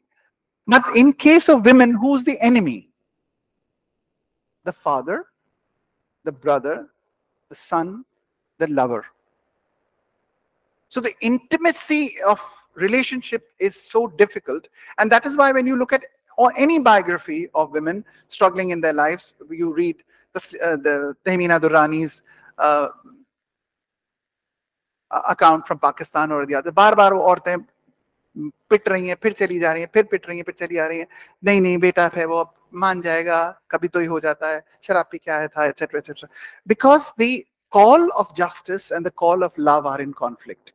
It becomes so difficult because it's not between two principles of justice but the call of the heart and the mind, and therefore the intimacy of the opposition in case of the gender-based violence is very, very difficult to overcome. And that is the peculiarity of gender oppression. In a project of empowerment, Professor Mehta recommends strengthening as power is always associated with domination.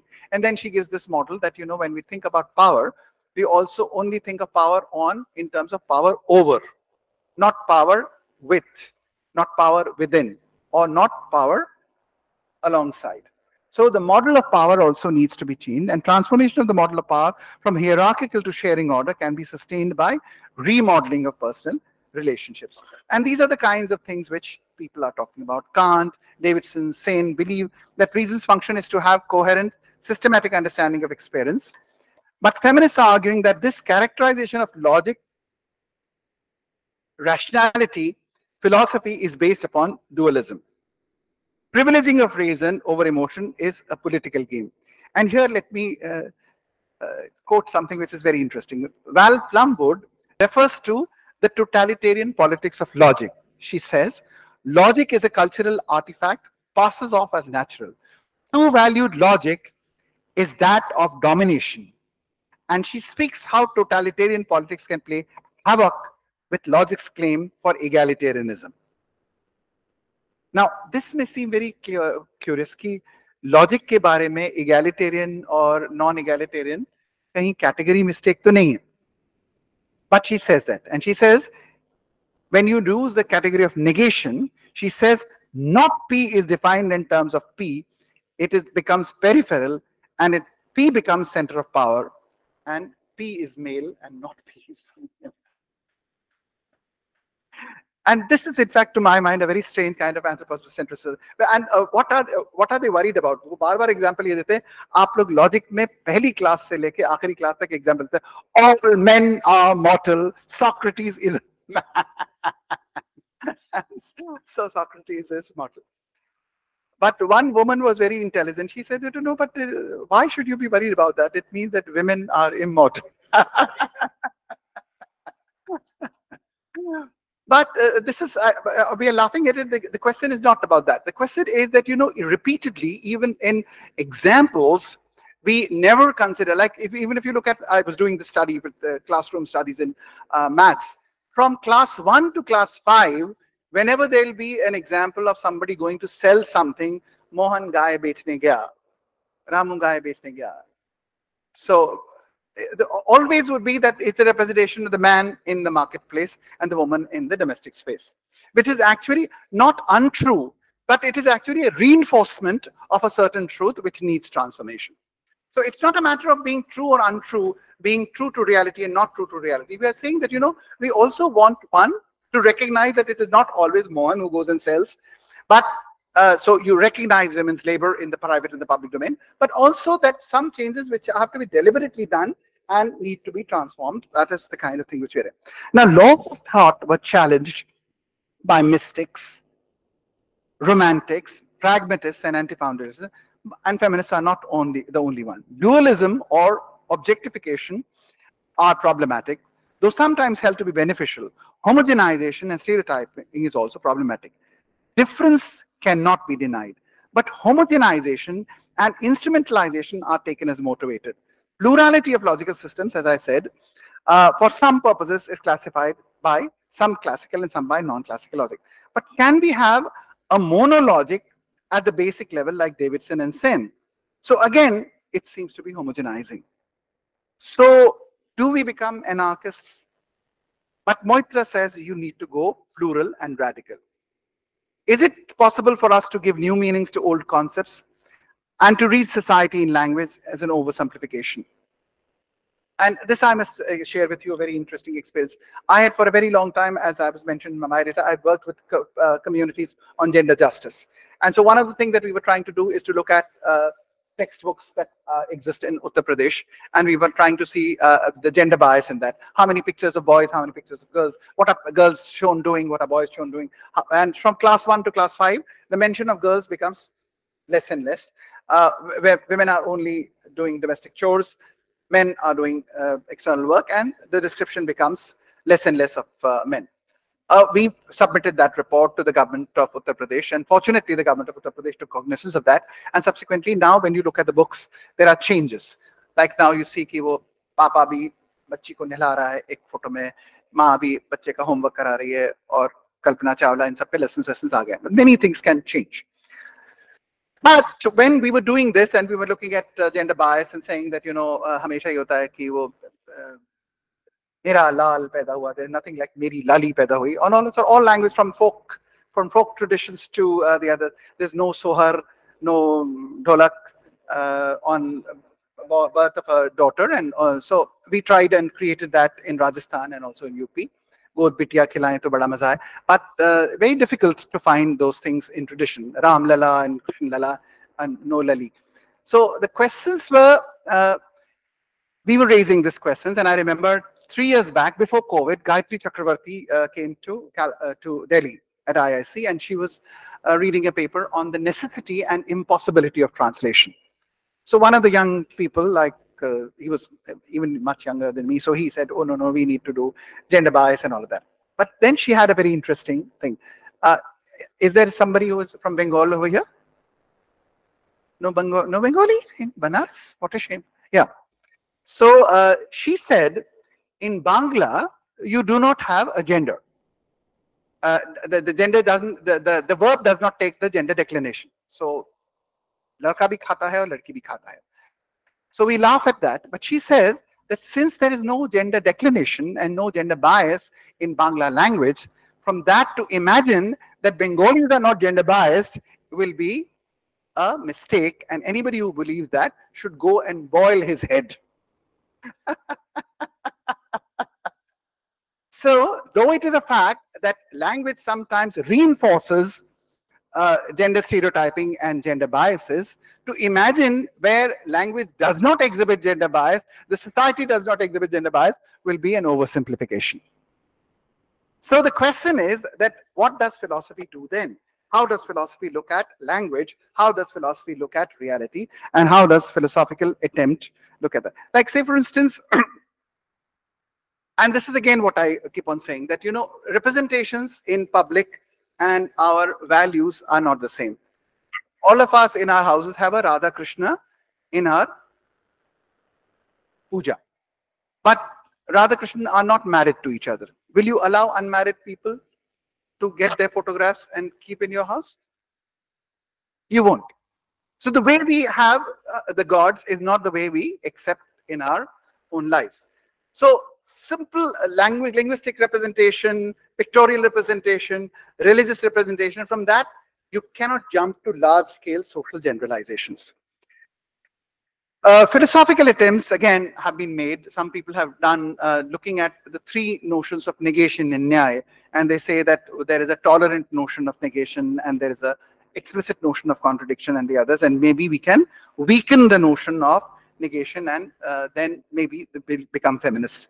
But a priorism of philosophical method and abstraction leading to some general features still seems to me more useful for the purposes of feminist struggle, both which aspire for undifferentiated equality or ones which speak of equality with differences.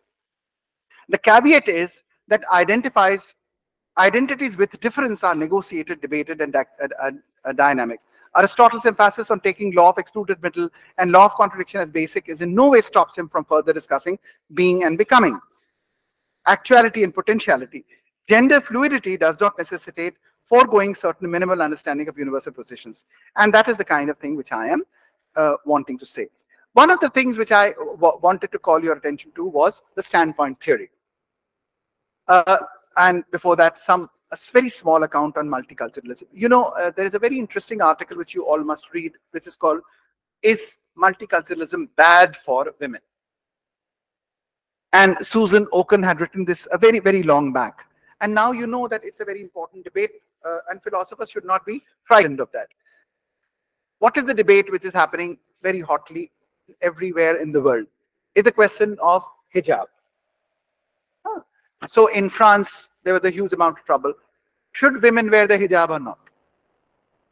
And we know that there are different kinds of arguments which are coming. One, people are saying that it is anti-feminist because hijab is a sign of women's subordination and it is a sign of mobile segregation. And I remember my friend Rakshanda from Pakistan, she had to fight a legal case in the court against Yahya Khan at that time, no, Ziaul Haq, because when she became a lawyer, she said कि आप court में नहीं आ सकती, आपको चादर ओढ़ के आना पड़ेगा. She said कि मैं तो वकील बनी ही इसलिए थी कि मैं काला कोट पहन के आऊंगी. So she had to fight, and then इतना बड़ा सा एक लकड़ी का डिब्बा बनाया गया, उसमें एक होल बनाया गया, and she was allowed to come with a black coat and stand behind that. So that's the kind of thing, because they were fighting against wearing a chadar and the others, because she as a feminist thought of that. On the other hand, there is the other question that, you know, women have a right to choose what they want to wear, and you are nobody to tell them कि मैं hijab पहनूंगी कि नहीं पहनूंगी. So the questions are about the feminist stand as well as the cultural religious identity, and the third question is about woman's identity, what to wear and not to wear. Some of the women are also saying that actually hijab is like wearing a makeup. सारी औरतों को, आप सफेद औरतें भी तो अपने आप मेकअप करती हैं ताकि वो आदमी उनसे जो कहते हैं वो वैसी बनना चाहती हैं, क्योंकि आप ये कह रहे हैं कि अंग्रेज आदमी चाहता है कि लड़कियों की टांगें दिखाई दें तो वो छोटी निकर पहनती हैं, हिंदुस्तानी आदमी चाहता है कि औरतों की कमर दिखाई दे तो वो साड़ी पहनती हैं, और पाकिस्तानी आदमी कहता है कि उनकी सिर्फ आंखें दिखाई दें तो वो हिजाब पहन रही हैं. पर औरतें क्या चाहती हैं ये तो किसी ने भी नहीं पूछा. ये तो सब आदमी तय कर रहे हैं. हिंदुस्तान का आदमी कह रहा है, यूपी का आदमी कह रहा है साड़ी पहनना बहुत अच्छी बात है, उसमें कमर दिखाई दे रही है. पंजाब में जब जाते हैं ये तो बड़ी बदतमीज औरत है, ये साड़ी पहन के क्यों आ गई, उसको तो सलवार पहननी चाहिए, उसका पूरा बदन कवर रहना चाहिए. So all sorts of things are, but they are all, this conversation is being determined by what men want to see and do not want to see. Now, in this whole question, the question is that does the recognition of multiculturals, कि सब cultures को अपने अपने cultures को determine करना, is it good for women or not good for women? And Susan Ocken has this to say that no, multiculturalism is bad for women. हालांकि ज्यादातर आप ये देखते हैं कि तमाम दुनिया का डिबेट ये है कि multiculturalism is something very good. So whether it is Bhikkhu Parekh or Ashish Nandi or everybody is saying, but Ocken has this to say that majority of the world cultures are patriarchal, and the liberal policies that protect minorities typically entrench gender hierarchies, and individual rights of equality must be normatively prior to the group rights of the cultural determination.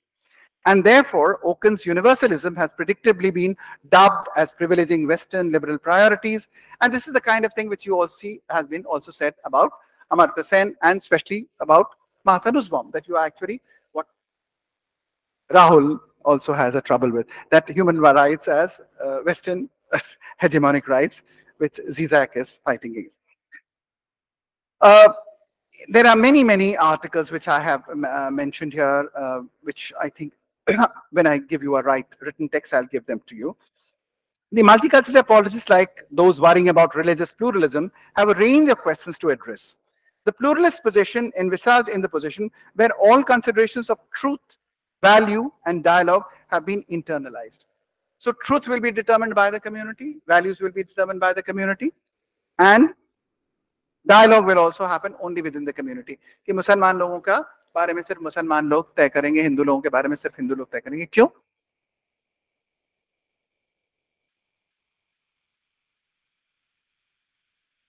ये सही है?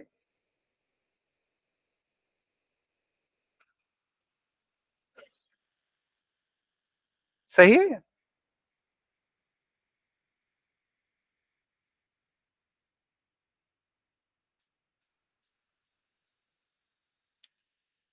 So how do you then decide that, you know, this is only the, because this is again a very troublesome thing, and this is what I said earlier, because you are then denying the possibility of common minimal humanity and common human, because they were saying no, only the blacks will decide what is to be done to them, only the whites will decide what will happen to them, only the women will decide what has happened to them. Now, sometimes it may be a useful thing to say, like when Vivekananda says कि सतीदाह प्रथा हो रहा था, बाल विवाह हो रहा था, उन्होंने कहा तुम औरत हो जो तुम उनके बारे में कहोगे, चुप रहो. Or sometimes it may be an all right thing, but you cannot philosophically make it a rule that only the member of a particular group will have the exclusive right to determine truth, values, and dialogue within that particular group, or else it becomes very, very troublesome. And this, I think, is the difficulty with multiculturalism, and this is also a difficulty with the kind of things which are brought forward by many people, including William Deman. There's Not to Fade Away, Restoring Civil Identity Among the Young. This is one. Bhikkhu Parekh has an interesting thing. And this is, in fact, a very good book which you should all read. It is called Rethinking Multiculturalism, where Bhikkhu Parekh has been arguing about a distinction between multiculturalism and multiculturalist, two kind of. Multicultural and multiculturalist. I am taking a lot of your time, but let me come to one small point which I want you to address. There's a very interesting book which came in 2009 by Monica Mukherjee, which is called Women's Rights and Multicultural Claims, where again she talks about serialized identities, that we have many identities. So I'm a brother, I'm a son, I'm a teacher, I'm a member of the teaching community, I am maybe a bird watcher, I may be an Indian, I may be a world citizen. Now, which is my identity, which is my principal identity? Many people say that when threatened, some identities become privileged. Say, for instance, during the colonial times, when we were colonized by the British, the Indian identity had become the overriding identity during the nationalist movement. Right now, when there is the global market of transnational corporations, then we are talking about our own economic sovereignty and trying to talk about it. So economic threatening of the Indian identity rather than the political one has now taken the front seat.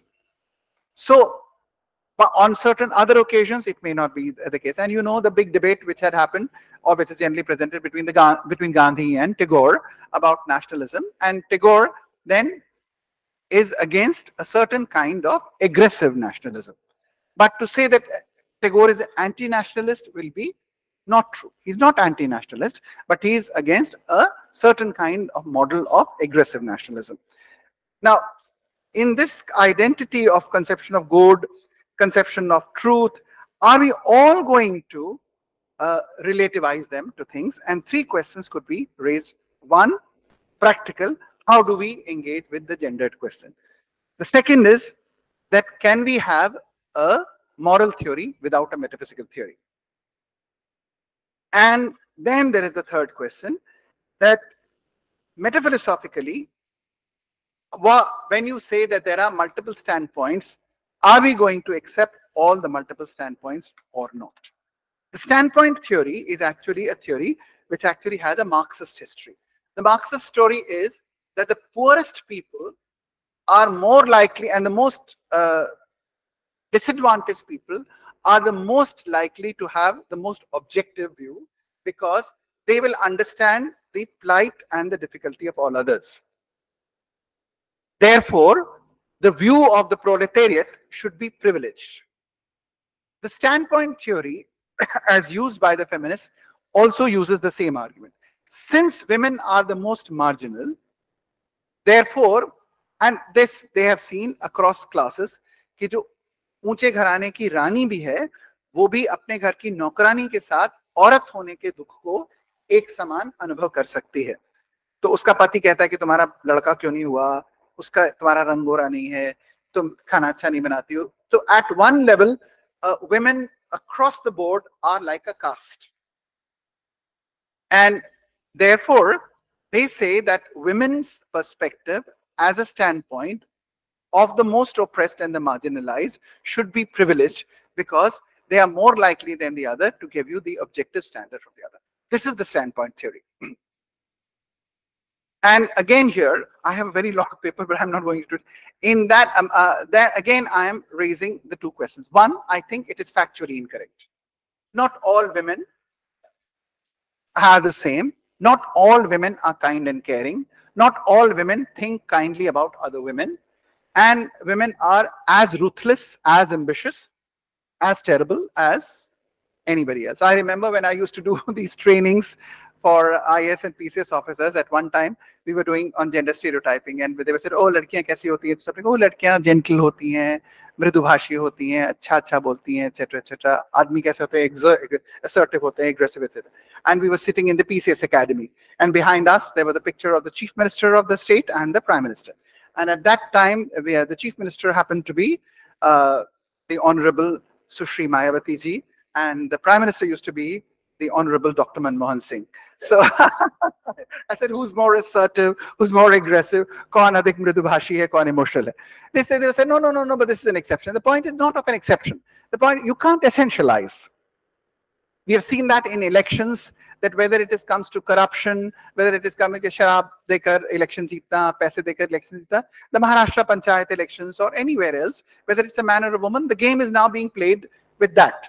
So whether it's a woman doing that, so when you had Gandhi ji, you had Sucheta Kriplani, when you have Mulayam Singh, you have Mayawati. So you have the game, the rules of the game have changed. And so the member of the gendered class is making no difference. And therefore it's important for us to see that how far will we go into looking at the standpoint theory and say, so Alexandra Tanaseni said, seems to conflate that, she said that, you know, feminist, she's saying, this Alexandra Tanaseni, this is a 99 essay, it's called An Introduction to Feminist Epistemologies. And she says, all women, all feminists, and very quickly, all women, have distinctive outlook because their experiences are different from others who occupy other positions in society. But here, she happily seems to conflate all women as feminists and all feminists as women. And she explains the importance of a standpoint of her. She explains this feminist or womanly perspective, furthermore, is not merely different from, say, the masculine perspective, but it is a privileged perspective. And scholars from the feminist persuasion have called attention to how gender, power, and knowledge are together. And this is, they are saying that there is sexist remarks made by that, and apart from Russell and Mill, that we have seen again and again. Aristotle said that absence of leisure creates that. But the feminist standpoint theory, according to Tanaseni, finds its ancestors in the Marxist notion of the standpoint of the proletariat. And as I mentioned, according to Marx, the positions occupied in society by different classes gives them different perspectives on social reality. And standpoint of the working class is less distorted than those offered by the other people. Now, this again countered by two people against Marx, both of whom we should remember. One is Karl Popper, Open Society and Its Enemies, and the other is Hannah Arendt. She says कि सारे गरीब Marxist होते हैं, ये आपका भ्रम है. सारे गरीब दलितों को और अपवंचितों को समान बनाना चाहते हैं, ये आपका भ्रम है. बहुत सारे गरीब अमीर बनना चाहते हैं और दूसरों का शोषण करना चाहते हैं. So you cannot identify the poor necessarily with the subversive. So it is factually incorrect that all women are kind, caring, and think about the others. And the second, as I said, that if you will essentialize this, the feminist transformation of the state is again will then make it impossible for you to change the reality. Tanaseni, like many others, holds that we cannot ever step outside ourselves and we can never achieve a view from nowhere. What we can achieve instead is a perspectival knowledge connected to immediate practical occurrences. And one may recall here, as I said, that Kant had attempted to identify the general features of our experience which were not part of object, but not of individual subjective sense. There is no knowledge of a thing in itself, but there is an objective condition of experience. So it's not that individual experiences will be different. And this, I think, is a problem with some of the phenomenological reading of Kant. These features of knowledge are, however, too general and do not include the specificities of experience. So what individual women will do will not be taken care of it. And situated knowledge, what Donna Haraway and the others are not being taken. Tanasari thinks that trying to gain practical mastery over environment is not always a form of domination. And then she talks about a romantic view of nature. And this is interesting discussion in relation to subject and object, where there Nancy Keller and the others are also doing that. My point is simple. It is true that objectivity has been traditionally associated with an unemotional way of reasoning, which is often considered masculine. And this has been associated with the subject-object split of the Cartesian Enlightenment. But I am very unsure of both the scholarly accuracy that Descartes did that. I can show that he did not do that. And some scholars suggest that objectivity in science should not be identified with a view from nowhere, but should be taken as an approximation arrived through intersubjective discussion. So what we were discussing, Rahul, that we will never get objectively outside our skin, but nonetheless as far as we can in terms of intersubjective. So now the notion of reality as constructed does not completely cancel out the idea of objectivity. So it is constructed, but it is not an idealist function of the will. I cannot create it by an act of will. The pragmatist theory has enough philosophical heritage to demonstrate this, and that there is an ethical dimension of knowledge is supposed to be forgotten by those who argue for a view from nowhere. This may, however, not be true. It may be that the contingencies of opinions and speciality of specifically dominant oppressive ones are being avoided by this aspirational view from nowhere. Scientists from Galileo to rationalists like Dabolkar in Pune have been killed by emotional ideological perspectivals and power. So scientists have not killed each other. How do we examine scientific locations of researchers, and how do we order of preference? Sandra Harding argues that objectivity is to be increased if we take the location of the marginalized people as standpoints for scientific inquiry. Many philosophers and philosophies have fairly modest self-understanding of their task. Many seek abstraction to find scope for inclusive dialogue. Hegemonic discourse of cultural specificities have always and will always be problematic. Early classes of logic try to explain difference between logical relations and informal accusations. So argumentum ad hominem and the liar's paradox, etc. So calling somebody a prostitute, a loose woman, or an uneducated woman would be a logical fallacy of argumentum ad hominem. But strangely, contextualism is brought as well. Kripke, Plattinger, and even Hilary Putnam seem to entertain the question of a priori for whom. So that is the kind of question that we have sometimes to take. And what I am saying, that the cultural identities which are sources of humiliation are often used as weapons of subversion. But there still is a scope for some people to understand histories of oppression through such markers of identity and bonds of struggle for platforms of such identity, but may claim to recognize with or without their identities. And we may still want to have a choice, like Bulle Shah said, "Chal Bulleya, chal utthe jaiye, jinne sare anne, na koi saadi jaat pichane, na koi sanu manne." Oh Bulle, let us rise up and go to a place where everybody is blind and nobody knows who my caste is, what my caste is, and what is my position of honor. Thank you.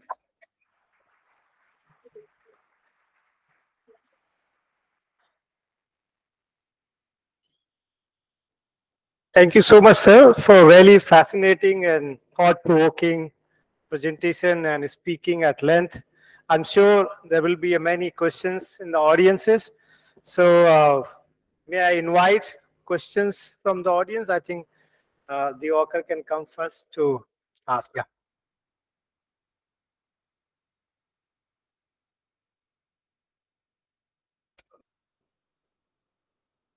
Good afternoon, sir. I am Divakar Maurya, research scholar. So, as far as the topic is about gender justice, so my concern is, first of all, I am raising this concern not as an incapacity of individual, not incapacity of any class or gender. So, according to my opinion, so gender is not cannot be limited into the bracket of male and female nowadays. It has more progression nowadays. So whenever we discuss about a gender justice, everything become a versus of man and woman. But from a one small instances, I can clarify this, that the thing is more uh, extensive, because who is responsible for the condition of third gender in our society or globally? And in your whole paper, sir, you have not covered the status of third gender. And according to the Oxfam definition of a standpoint, I have gone through it. So I think that the condition of third gender is worse than women's, and the condition of women is 1,000 times superior than the third gender. So I think the topic of the gender justice cannot be solved without assimilating the third gender into a context of gender. First of all, their recognition is required. Their citizenship has not been recognized by, at least I can name, developed countries had not applied this. So I think we must move ahead of from the traditional definition of gender, because nowadays gender gender is gaining other derivatives also. And if we have to talk about a gender justice, first of all, we should assimilate all the aspects of gender. Okay. Can I just first look at this question and go to the other? Okay. I think it's a very important question, and I thought that this would definitely come to the face. One, let us look at, and please bear with me, and you have another question, I'll be very happy to take the other question. Because the first thing is that we need to make a distinction, as we usually do, and we are philosophy people, I think, with great responsibility. Sociologists और anthropologists जो कर रहे हैं उनको हमें follow नहीं करना है, हमको अपनी मर्यादा और अपने इतिहास को ध्यान में रखना है. हमने ये माना कि जेंडर, सेक्स और सेक्सुअलिटी तीन अलग अलग चीजें हैं. सेक्स अपने आप में हमने मोटे तौर पर 1940 के बाद से एनी ऑकले का जब ऐसे आया था, या और उससे पहले से भी, आप जब डेट पे बहस कर सकते हैं, ये मान लिया कि हमने वो बायोलॉजिकली एक कैटेगरी है जिसके हिसाब से हमने सेक्स को परिभाषित किया, जिसमें क्रोमोसोम्स कितने हैं, कितना सेकेंडरी और टर्शरी पार्ट्स क्या हैं, और आपकी एडोलेसेंस का एक्सपीरियंस क्या है, इसके हिसाब से आपने सेक्स को तय करा. जेंडर को आपने इस हिसाब से तय करा कि किसको के क्या सामाजिक भूमिकाएं हैं. और फिर सेक्सुअलिटी क्या हुई कि आपने कहा कि हम किसके साथ पार्टनरशिप करना चाहते हैं. तो एक लड़का लड़की के साथ जाना चाहता है, एक लड़की लड़के के साथ जाना चाहती है, एक लड़का लड़के के साथ जाना चाहता है, एक लड़की लड़की के साथ जाना चाहता है. और इसका डिस्कशन अगर आपको देखते हैं तो फिलॉसफी में तो सबसे मशहूर और सबसे पुरानी और सबसे इंपॉर्टेंट किताब है आपकी प्लेटो की सिंपोजियम में आता है ना, जब लव के बारे में आता है कि वो एक भगवान ने 3 तरह के लोग बनाए, उसमें एक ऐसे थे जो 2 आदमी जुड़े हुए थे, एक थे जो औरतें जुड़ी हुई थी, और एक आदमी का औरत जुड़े हुए थे. वो बहुत अहंकारी हो गए तो भगवान ने उनको काट दिया. अब आदमी औरत से जो अलग हुआ था वो अपनी यूनियन ढूंढ रहा है, जो आदमी से अलग हुआ था वो अपनी यूनियन ढूंढ रहा है, जो औरत से. एंड इमेजिन 2500 साल पहले इतना नेचुरलाइज करा उन्होंने, प्लेटो ने सिंपोजियम में. एनीवे, तो एक तो ये हिस्ट्री. दूसरी बात ये कि अब जो हम ये बात कर रहे हैं थर्ड जेंडर कह के, थर्ड जेंडर क्या है, ये एक फिलोसॉफिकली और सोशली और लीगली और पॉलिटिकली एक बड़ी कंफ्यूज सी कैटेगरी हमने बनाई है, जो एक डब्बा हमने बनाया. जेंडर क्या होता है, सोशली असाइंड रोल. पर आप जिसको थर्ड जेंडर कह रहे हैं, नालसा जजमेंट में भी आपने देखा होगा, सबने देखा होगा, किसको रखा, कोई बच्चा जिसके की अनडिफाइंड सेक्सुअल पार्ट्स हैं, एक जिसके डबल जेनिटेरियल हैं, दोनों जैसे हैं, एक जिसके अनडेवलप्ड सेक्सुअल पार्ट्स हैं, एक बच्चा जो बड़ा होके उसको ये महसूस होता है कि मैं लड़के की बॉडी में पैदा हो गया हूं लेकिन मुझे लड़की की बॉडी होनी चाहिए थी, एक लड़की जो कि सोचती है कि मैं लड़की की बॉडी में पैदा हुआ तो मैं लड़का होना चाहिए था, एक वो जिसको हिंदुस्तान में हम लोग आमतौर पर एक प्रोफेशन है हिजड़ा, जो आपके घर में बच्चा पैदा होने पर शादी में आके डांस करते हैं और गाना गाते हैं और बच्चों को आशीर्वाद देते हैं और नवविवाहित को आशीर्वाद देते हैं। वो एक प्रोफेशन है। उनके बॉडी के पार्ट्स क्या हैं आपको पता भी नहीं है। आपको ये भी पता होगा कि आधे से ज्यादा उनमें से कैस्ट्रेटेड आदमी हैं। आपको ये भी पता होगा कि जब आप महाराष्ट्र में जाते हैं तो उनमें से ज्यादातर उनके जो ग्रुप्स की चीफ होती है वो एक तमिलियन औरत होती है, तो वो कोई बॉडी से उनका कोई मतलब नहीं। इन सब को आपने एक बड़ा डिब्बा बना दिया और उसके ऊपर की इंटरनेशनल एजेंसीज वो ऑक्सफैम और शॉक्सफैम ये सब कुछ कहने लगी। बात ये है कि ये डिब्बा अपने आप में बड़ा कंफ्यूज डिब्बा है। ये थर्ड जेंडर कैसे हो गया? जेंडर तो सोशली असाइंड रोल है। क्या आपने असाइंड रोल करा इसमें? No no wait a minute, इसमें कोई असाइंड रोल नहीं है। इसमें कोई असाइंड रोल नहीं है। जैसे अब आप आगे अगर आप जब देखेंगे तो प्रॉब्लम तो यही है कि जो एक गे मैरिजेस के बारे में जब बात हो रही है अभी, तो अब वो गे मैरिजेस के अंतर्गत भी तो ट्रबल ये है कि वो कह रहे हैं कि मैं इनमें से कुछ गे मैरिजेस में कह रहे हैं कि एक हस्बैंड है एक वाइफ है। कई गे मैरिजेस में कह रहे हैं कि हम दोनों स्पाउस हैं। तो गे मैरिज के अंदर की भी अपने आप में वो दोनों आदमी हैं, लेकिन अगर आप देखें तो वहां पर भी रिलेशनशिप में होगा कि who takes the dominant role. तो वहां पे जेंडर रेप्लिकेट हो रहा है ना, एक आदमी मेल प्ले कर रहा है, एक आदमी फीमेल प्ले कर रहा है। इस वजह से थर्ड जेंडर नाम की चीज को philosophically, politically, culturally, economically standardize होने का टाइम अभी नहीं आया है, क्योंकि वो थर्ड जेंडर नहीं है। जेंडर सोशल कैटेगरी, कोई रोल नहीं है। क्या करेंगे थर्ड जेंडर के लोग? No, that's what I'm saying. Therefore, there's no third gender. Wait a minute. No. Wait a minute. I'm answering your question. You are saying that you are not referring to the third gender. I'm not referring to the third gender. Why am I not referring to the third gender? Because third gender does not exist. There is no third category of social role. आप ही कह रहे हैं कि आदमी बाहर का काम करेगा, औरत घर का काम करेगी। थर्ड जेंडर क्या करेगा? ऐसा कोई रोल है social? Wait minute, no third gender की यही तो मैं आपसे कह रहा हूं। कौन है थर्ड जेंडर? ऋतुपर्णा घोष अपनी बॉडी को ट्रांसफॉर्म करके उस पर इंजेक्शन लगा के अपने को एक सुंदर औरत बना लेता है, वो ट्रांस वुमन बन जाएगा। एक और लड़की है, वो अपने बड़े बड़े डंबल्स करके और लेदर के कपड़े पहन के वो अपने आप को लड़के जैसा बना लेगी। वो जेंडर बदल गया कि सेक्स बदल गया? आप कह रहे हैं ट्रांसजेंडर। क्यों कह रहे हैं ट्रांसजेंडर? गलत है। आप कहते हैं हम कहते हैं, ये कह रहे हैं gender development report. Gender development report गलत शब्द है, वो केवल सेक्स सेग्रीगेटेड डेटा है। इसी बात पे मैं आपसे कह रहा था कि प्लीज फिलोसफी के स्टूडेंट्स को, हमारे पास कोई फिजिकल एक्सपेरिमेंट की जगह नहीं है, हमारे पास कोई केमिकल नहीं है, हमारे पास सिर्फ दिमाग और लैंग्वेज है।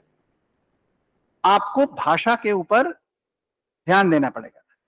जेंडर डेवलपमेंट रिपोर्ट मिसनोमर है, क्योंकि वो सेक्स सेग्रीगेटेड डेटा है।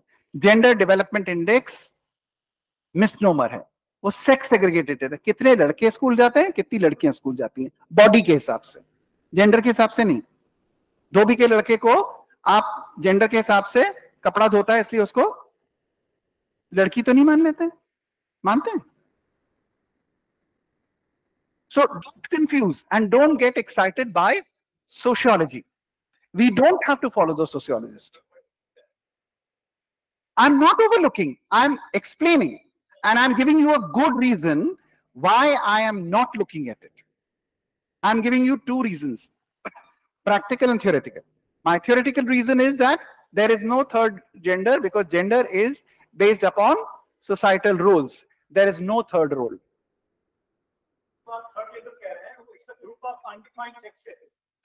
And कहते हैं जो थर्ड जेंडर होगा वो क्या करेगा?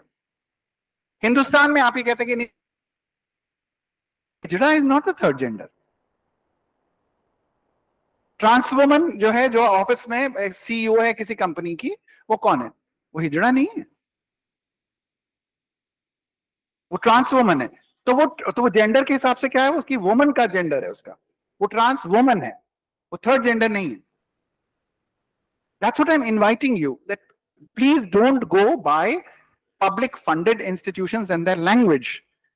Philosophically, the question of gender will still remain binary.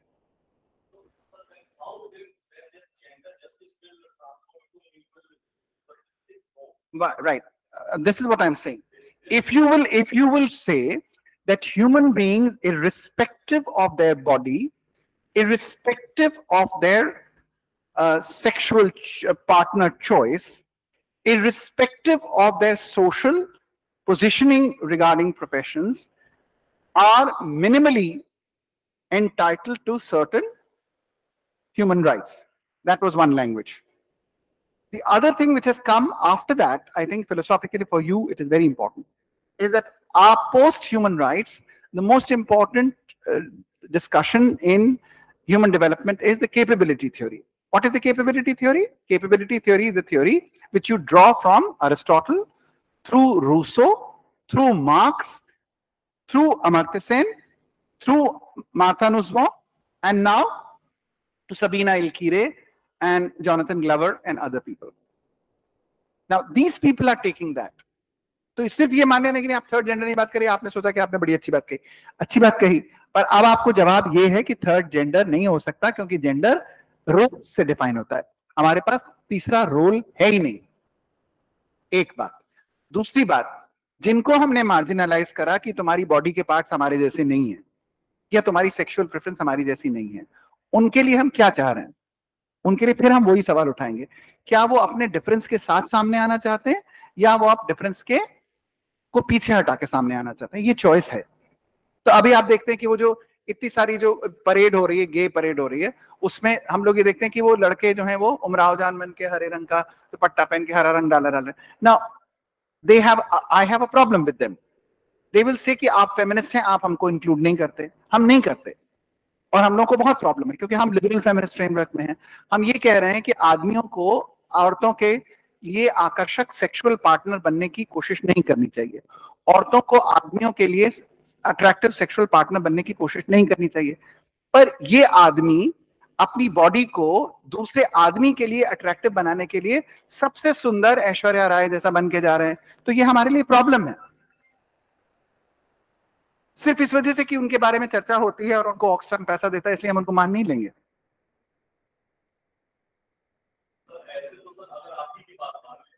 मत मानिए। हाँ हाँ,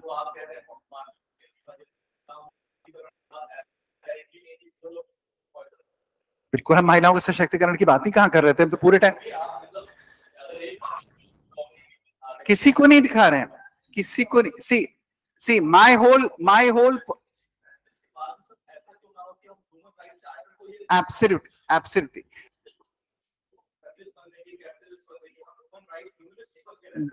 बिल्कुल। इसीलिए मार्क्स अपने आप को क्या कहते हैं? मार्क्स अपने आप को 3 शब्दों में डिफाइन करते हैं, साइंटिस्टिक, नेचुरलिस्टिक, ह्यूमनिस्टिक।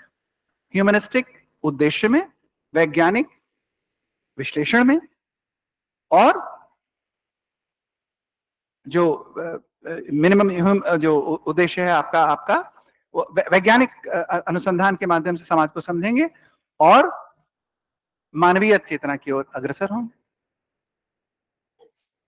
हाँ, तो यही बात मैं कहना चाह रहा था कि जो एक फेमिनिस्ट पर्सपेक्टिव, जिसको स्टैंड पॉइंट थ्योरी कहा जाता है, वो ये कह रहा है कि महिलाओं का पर्सपेक्टिव अधिक दलित और वंचित होने के कारण अधिक संवेदनशील होता है, इस कारण उसको वरीयता देनी चाहिए। मैं ये बात कह रहा था कि वरीयता देने का प्रश्न हमेशा डेंजरस है, किसी को भी वरीयता नहीं देनी चाहिए। और उसके 3 कारण थे। पहला, महिलाओं का अलग पर्सपेक्टिव होता है, ये धारणा ही अपने आप में क्वेश्चनेबल है। दूसरा, क्यों सभी महिलाएं फेमिनिस्ट होती हैं, ये अपने आप को क्वेश्चनेबल है। तीसरी धारणा ये कि पुरुष महिलाओं की धारणाओं को नहीं समझ सकते और इस कारण उनको महिलाओं के ऊपर छोड़ देना चाहिए, ये धारणा अपने आप में भौतिक रूप से और दार्शनिक रूप से, वैचारिक रूप से और प्रैक्टिकल रूप से, दोनों ही रूप में प्रॉब्लमेटिक है। Well, I think now we can take some other questions also. I think this I think is a foundation, but everybody needs to take that. Anupam Kamp.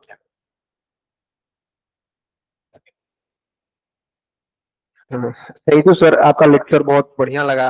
इस इंटरनेशनल वर्किंग वुमेन्स डे पे ये lecture मैंने कभी नहीं सुना था, मतलब इस साल ये मेरे लिए काफी फ्रूटफुल रहा।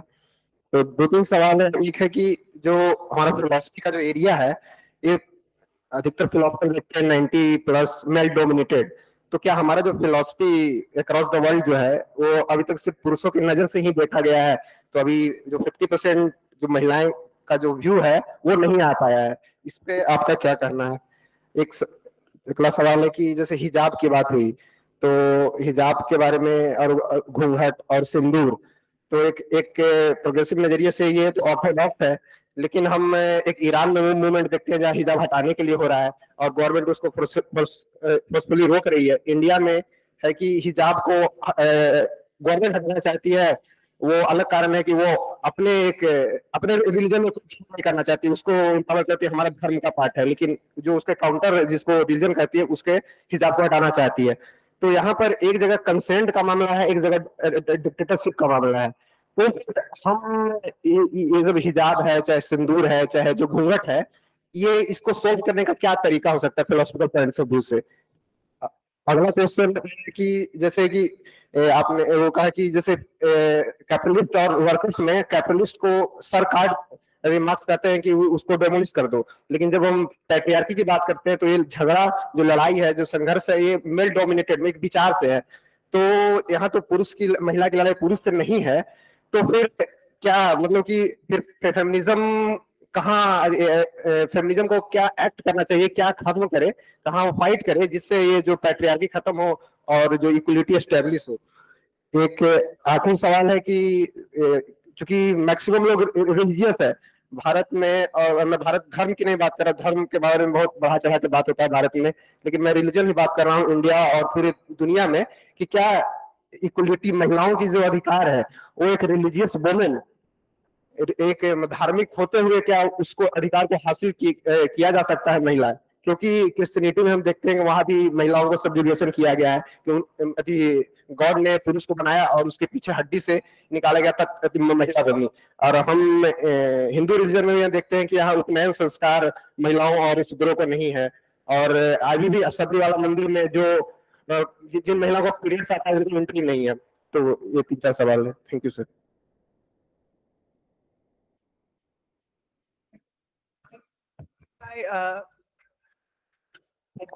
To the question that one, there are two accusations which we were taking, or at least there were many, but one was that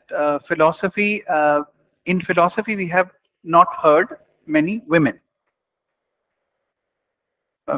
which is true.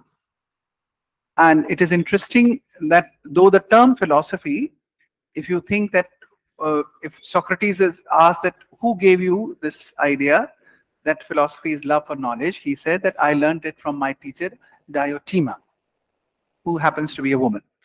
The people who study Greek philosophy say that actually Diotima was not a woman but an imaginary character. So whether in the classical Western tradition or in the Indian classical tradition, we do find that Bhamati and Gayatri and so apart from very few women, we do not find women in making a philosophical contribution, which is not true only for philosophy, which is also true for all subjects. Now, as scholars in women's studies, we raise many questions. That one, we were saying that, is it true that women never raised a voice, or is it the case that we never recorded that? And maybe both. So it's a historical anthropological investigation, and therefore in women's studies research we try to do both. क्योंकि कई बार ये हो सकता है कि हमने औरतों से पूछा ही नहीं,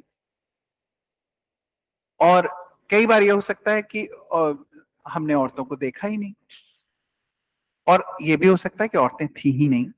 Then you have to find the reasons कि औरतें नहीं थी तो क्यों नहीं थी, आप नहीं नोटिस कर रहे थे कि थी ही नहीं, फिर उनका क्या रीजन था. एक तो ये सवाल है, ये एक सोशल सवाल है और जो हमें फेमिनिस्ट की तरह से चिंतित करता है, जिसमें हम बहुत सारा काम करते हैं, जो बहुत चर्चा करते हैं.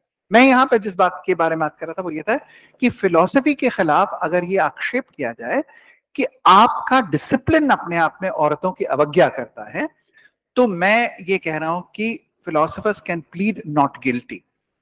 वो ये कह सकते हैं कि हम दार्शनिक के रूप में ये अवज्ञा नहीं कर रहे थे, तो अगर शंकराचार्य ये कह रहे हैं कि क्योंकि जो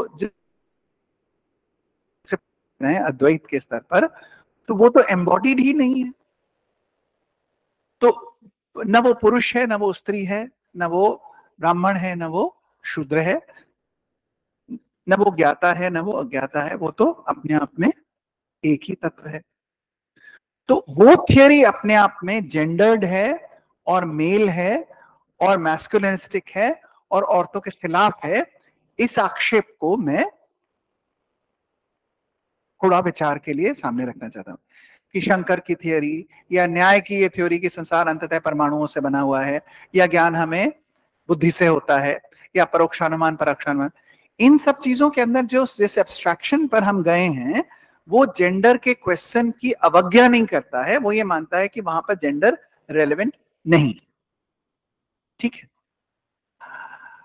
कहां पर रेलेवेंट होगा? स्मृति साहित्य के अंतर्गत, जहां पर आप ये कहेंगे कि औरतों को क्या हक मिलना चाहिए, आदमी को क्या, और वहां पे आप डिबेट कीजिए। पर फिलोसॉफिकली सूत्र साहित्य के ऊपर अगर हम आक्षेप करें कि वहां पर जेंडर का आक्षेप करें, तो हमको देखना पड़ेगा। सिमिलरली प्लेटो में आपने क्या देखा? प्लेटो में ये कहा कि वर्ल्ड ऑफ आइडियाज है और ये सब उसकी कॉपी है। इसमें कोई जेंडर्ड बात है? अरिस्टोटल ने कहा बीइंग एंड बिकमिंग होता है, प्रिंसिपल ऑफ नॉन कॉन्ट्रडिक्शन सबसे फाउंडेशनल लॉ होता है। कांट ने कहा 12 कैटेगरीज ऑफ अंडरस्टैंडिंग होती हैं, इन्हीं से हम सब चीजों को जानते हैं। ट्रांसेंडेंटल यूनिटी ऑफ परसेप्शन होती है जो हमारे ज्ञान के लिए आवश्यक है। ह्यूम ने यह प्रश्न किया कि क्या कारणता के बारे में आप इन 3 कैटेगरीज में इसको एक्सप्लेन कर सकते हैं, नहीं कर सकते हैं, तो फिर आपका विश्वास केवल कस्टम पर आधारित है। इन सारी चीजों के ऊपर क्या हम आक्षेप ये कर सकते हैं कि ये मैस्कुलिनिस्टिक है? तो मेरा ये कहना है कि ये शायद मुझे नहीं समझ में आता कि आप गणित के किसी रूल पे कहने लगे कि ये मैस्कुलिनिस्टिक है, वहां पर उसको इट डज नॉट मैटर। ये एक अलग सवाल है कि आपने गणित लड़कियों को करने नहीं दिया, आपने फिलॉसफी की क्लास में लड़कियों को घुसने नहीं दिया, और जब लड़कियां घुसने लगी तो फिर आपने कहा कि नहीं तुमको नहीं आ सकता। But these are individual vices. These cannot be said to be the vice of the subject itself. तो जो gendered nature of science and gendered nature of philosophy के बारे में जो लोग आक्षेप कर रहे हैं, मैं उसके ऊपर प्रश्न चिन्ह खड़ा कर रहा हूं। मैं आपकी बात से पूरी तरह मुतासिर हूं और मैं उस बात को एक्सेप्ट कर रहा हूं कि पहला क्रिटिसिज्म बिल्कुल सही है। पहला कि हमने औरतों को नॉलेज मेकर्स के रूप में रिकॉग्नाइज नहीं करा, फिलोसफर्स के रूप में भी रिकॉग्नाइज नहीं करा, नंबर 1। नंबर 2, औरतों के बारे में हमने बहुत गंदी गंदी बातें कही, सबने कही, जिसमें कि मैंने इस बात को भी तस्लीम किया कि जो मेरा जिंदगी भर का 30 साल तक का जो मेरा हीरो था कांट, उसने भी जब ये बातें कही तो मेरे नजरों में उसका मुझे बहुत दुख हुआ अपने ऊपर। लेकिन इस बात से कांट की फिलॉसफी के सारे एलिमेंट्स खारिज हो जाएंगे, ये नहीं हुआ। और इसका मैं एक पैरेलल एग्जांपल देता हूं। Michael Dummett wrote 2 big fat books on Frege, but he subsequently discovered that Frege was a Nazi. He was a Nazi. And I was a Nazi sympathizer. And then Dummett says कि अगर मुझे पता होता कि ये Nazi है तो मैं अपनी जिंदगी के इतने साल उस पर जाया ना करता।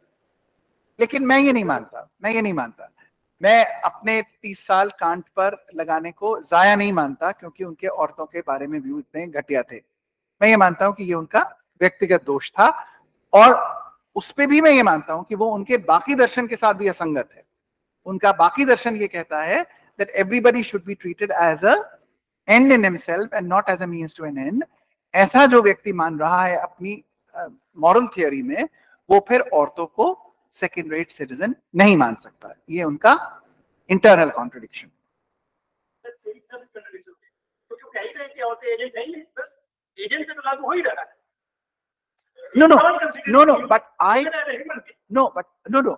But I should not treat anyone like that. So anyone तो है औरतें, anyone तो है वो, तो वो उनको सिर्फ सिटीजनशिप से हटा रहे हैं। और सिटीजनशिप क्यों हटाने में मैं ये कह रहा हूं कि वो उनकी पर्सनहुड भी डिनाई कर दे रहे हैं, जो कि वो नहीं कर सकते। उनको एपिस्टेमिक नोअर तो मानेंगे ही ना, क्या उनकी ट्रांसेंडेंटल यूनिटी ऑफ परसेप्शन भी छीन ले।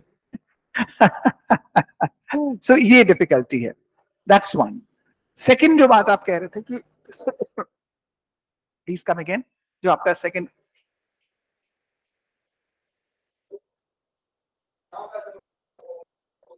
हाँ हाँ हाँ हाँ हाँ। नहीं, इसमें भी बात यह है कि हम ये कह रहे हैं कि पेट्रियार्की की जगह मेट्रियार्की हमको नहीं चाहिए, हमको डेमोक्रेसी चाहिए। हम आदमी की जगह औरत को नहीं बिठाना चाहते। जैसे जब हिंदुस्तान आजाद हो रहा था तो हम अंग्रेज को हटा के हिंदुस्तानी, सिर्फ ये नहीं था कि माउंट बैटन की बग्घी में नेहरू जी बैठ जाएंगे, ये नहीं था। We wanted to change from that system to a democratic system wherein we the people of India, that becomes sovereign. It's not that the crown gets shifted from one person to the other. तो यहां पर भी feminism में, जैसे मैंने आपसे कहा कि एक तो फेमिनिज्म कोई एक नहीं है, तो जो लिबरल फेमिनिस्ट हैं उनका एक ही नजरिया है। कुछ फेमिनिस्ट का नजरिया ये भी है, जैसे मैंने आपसे कहा, जो केयर एथिक्स वाले हैं वो ये कह रहे हैं कि नहीं, हमको मेल नजरिए को फीमेल नजरिए से रिप्लेस कर देना चाहिए। और वो भी एक इंपॉर्टेंट बात कह रहे हैं। जैसे मैंने आपसे कहा कि आने नाइस और एनवायरमेंटल कॉन्शियसनेस में जो लोग बात कर रहे हैं वो सब इस नजरिए की बात कर रहे हैं कि एक फीमेल नजरिया है, उसमें जो आप वंदना शिवा वगैरह की बात देखते हैं ना, कि वो पेड़ों से, पेड़ औरत का मायका होता है, पेड़ के साथ औरत का ज्यादा अच्छा रिलेशनशिप होता है, औरतें प्रकृति के अधिक करीब होती हैं। गांधी जी ने भी ये कहा कि औरतों के अंतर्गत धैर्य की स्वाभाविक प्रवृत्ति होती है, इसलिए अहिंसा के लिए और सविनय अवज्ञा के लिए वो अधिक अप्रोप्रिएट है। पर इस पर मेरा ये है कि औरतें स्वाभाविक रूप से धैर्यवान होती हैं या आपने उनको धैर्यवान होने के लिए मजबूर कर रखा है? जब तुम 10 दिन तक रोटी नहीं दोगे और ये कहोगे कि मम्मी सबसे बाद में रोटी खाएंगी, तो कहेंगी हाँ मुझे तो उसकी रोटी दे दो, तो मैन्युफैक्चर्ड चॉइस है ना, है ना। तो वो तो जिसको आदमी भी पैदा नहीं होते, आदमी भी पैदा नहीं होते, बनाए जाते, सब बनाए जाते हैं, सभी कुछ बनाया जाता है, सभी कुछ बनाया जाता है और घटिया नहीं बना। हाँ जी बेटा, please listen to this carefully. Please listen to this carefully. This is a very smart question, but I am giving you a very candid answer. There is no third gender because there is no specified third role. Gender means societal role. Tell me what.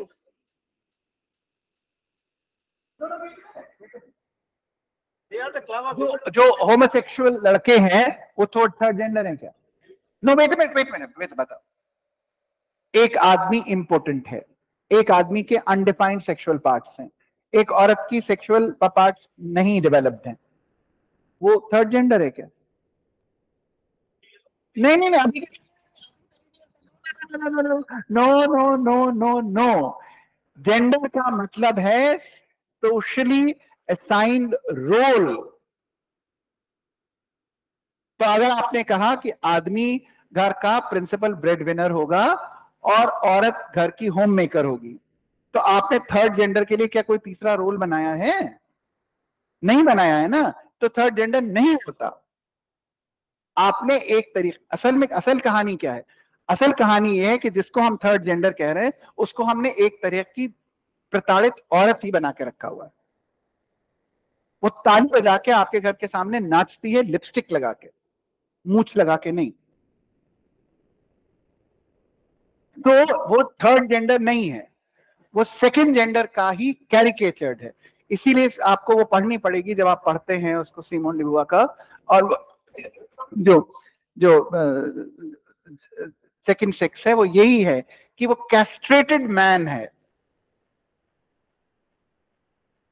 तो castrated man तो actually third वो हुआ ना, जिसको आप हिजड़ा कह रहे हैं।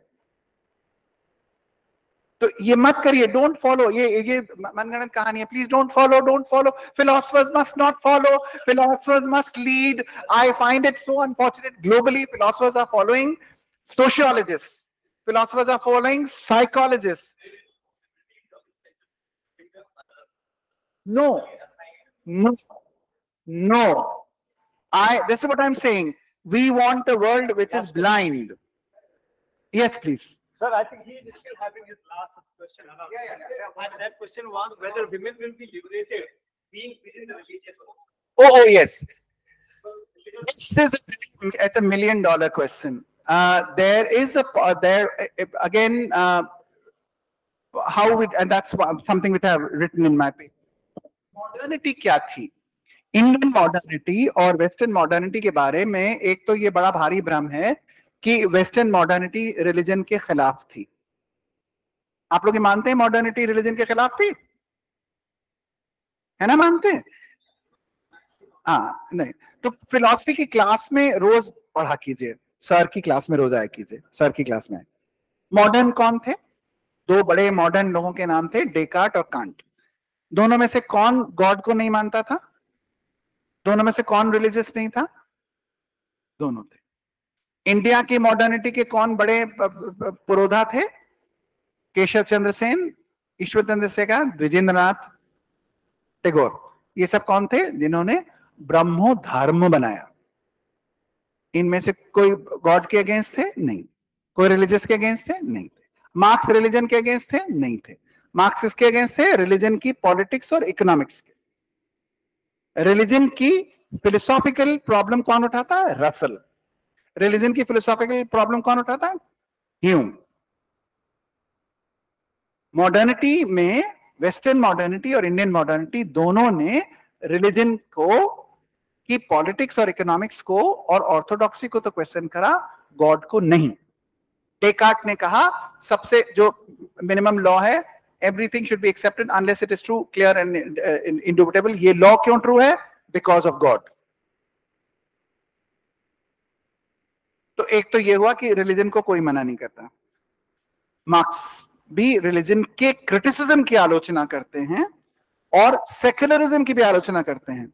वो ये कहते हैं कि जब आपने सेक्युलरिज्म में ये कह दिया कि कोई किसी के धर्म में कुछ नहीं बोल सकता, ऐसे करने में आपने रिलीजन को और भी अधिक पावरफुल बना दिया, उसके अंदर इंटरनल डिबेट और एक्सटर्नल डिबेट की गुंजाइश खत्म कर दी। ये कहते हैं मार्क्स। मार्क्स को पढ़ने के लिए एजाज अहमद को पढ़ लीजिए, बड़ी अच्छी सी किताब छापी है उन्होंने आज से 20 साल पहले। Very important Pakistani scholar who died last year. Religion के अंदर औरतें स्वतंत्र हो सकती हैं नहीं हो सकती? मुश्किल सवाल है। मेरा अपना जवाब है नहीं हो सकती। लेकिन ये वाली बात है कि कई लोगों ने रिलीजन के अंदर रह के औरतों के स्वतंत्रता की बात की, जिनमें आपके ही शहर की एक बड़ी नाम है एनी बेसेंट, पंडिता रमाबाई सरस्वती, रुकैया शेखावत हुसैन। पूरा अफगानिस्तान का एक मूवमेंट था जिसको निसाइस्ट कहते थे। बहुत सारे लोगों ने कहा कि हम धर्म के अंदर रह के भी औरतों की स्वतंत्रता की बात कर सकते हैं। मुश्किल है, क्योंकि मेरे हिसाब से रिलीजन और ह्यूमन राइट्स साथ में नहीं जाते, क्योंकि रिलीजन में ह्यूमन बीइंग प्रिंसिपल नहीं है, अथॉरिटी बाहर है। तो लेकिन इसके जवाब में कियोन का क्या कहना है कि नहीं, बुद्धिज्म में हो सकता है। क्यों हो सकता है? क्योंकि बुद्धिज्म में भगवान नहीं है, आत्मा भी नहीं है। लेकिन वो भी मुझे लगता है कि थोड़ा प्रॉब्लमैटिक है, क्योंकि भगवान नहीं है पर बुद्ध का के वचन की तो अथॉरिटी है ही। और जो साउथ ईस्ट एशियन बुद्धिज्म है, अफगानिस्तान का बुद्धिज्म है, श्रीलंका का बुद्धिज्म है, और यही आप सारनाथ में जाके देखिए आपका बुद्धिज्म कितना कास्टिस्ट है। दलित बुद्धिस्ट और नॉन दलित बुद्धिस्ट साथ में बैठ के खाना नहीं खाते हैं। तो it's more complex, and I do not think that history has shown that religion can be emancipatory. Yeah. Okay. So just one more question, I think. Yeah. No, you have.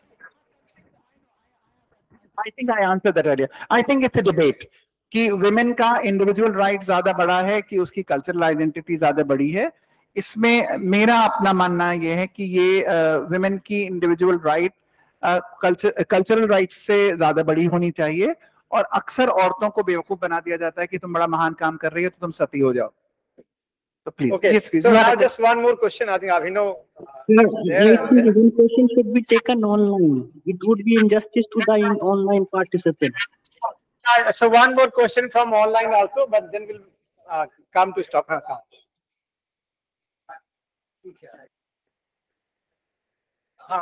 Just You have a question. Yeah. Thank you so much, sir, for such an enlightening lecture. You have rightly pointed out that nobody can commodify, or women are in fact no any living being, not just women, anybody. So actually, I have I'm a bit agnostic about the feminism that has been led by psychoanalytic feminism, and that is why propounded on the basis of anatomy. The American columnist and she's a wonderful thinker, Camille Paglia. I think you must have heard her name, and she has very rightly mentioned in her book Sexual Personality. And in that book, she has said that why I relinquished the position and title of feminism in her later period when she was 14 and she's 40, and she says that i was I was feeling like I was betrayed by my own theory that has been, I mean, celebrated throughout the ages, and that's called feminism, so-called feminism. In that sense, feminism becomes an illusion, and most of women in their 40s, they feel they are cheated by their own theories because they are deprived by their own privileges that has been given by the nature, and that is motherhood. So I need your remark about that, because a post in the Guardian Post, she wrote a wonderful article, and she says that it's because of that staunch advocacy of feminism they are getting deprived of their own motherhood. I need your remark over that. I have not read that particular article. Let me quote another idea on motherhood, which I very strongly appreciate. And that is by a radical feminist called Adrienne Rich. And she's a poetess and a lesbian poetess. And she writes on motherhood, and she makes a distinction between two kinds of motherhood: the experience of motherhood and the institution of motherhood. He said that the experience of motherhood is very gratifying, having something in your own body which you nurture and which grows into you, and you get the sense of being the creator and the producer and the nurturer of another life. And even when the child grows up for a very long time, and even when the child may reject you, you still have this sense of fulfillment that you have created life, nurtured life, and brought new meaning. So she thinks that the experience of motherhood is a very gratifying experience. Very interestingly, Moira Gattens writes about this, that men, since they don't have this experience, therefore they become existential philosophers, having no sense of meaning. But on the other hand, she talks about the institution of motherhood. She said the institution of motherhood is an institution which says कि तुम तो केवल माँ हो. Now, तुम तो केवल माँ हो में प्रॉब्लम ये है कि जैसे कोई लड़की प्रोफेसर भी है, तो अब डॉक्टर साहब भी प्रोफेसर है, इनकी वाइफ भी प्रोफेसर है, तो ये अब अपना पेपर पढ़ने जा रहे हैं अमेरिका, तो बड़ी अच्छी बात है.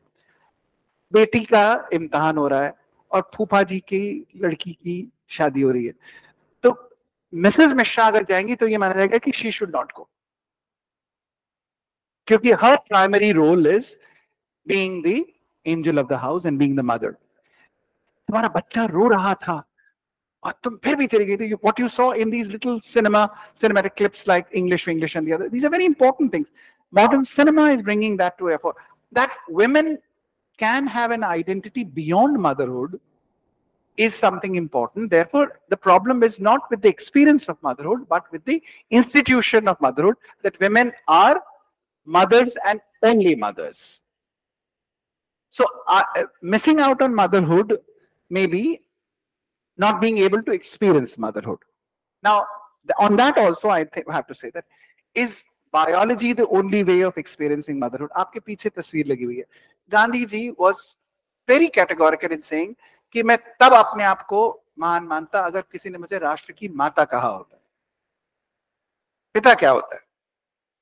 And you see that he is the only feminine figure who deliberately feminized his identity. जैसे औरतें एक वस्त्रा पहन होके आती हैं घर में महाराजन खाना बनाने, ऐसे वो एक कपड़ा बांध के आते थे, बिल्कुल औरतों की तरह. वो आदमियों की तरह एक वस्त्र भी नहीं तो नीचे ही बांधते, ऊपर औरतों की तरह बांधते थे.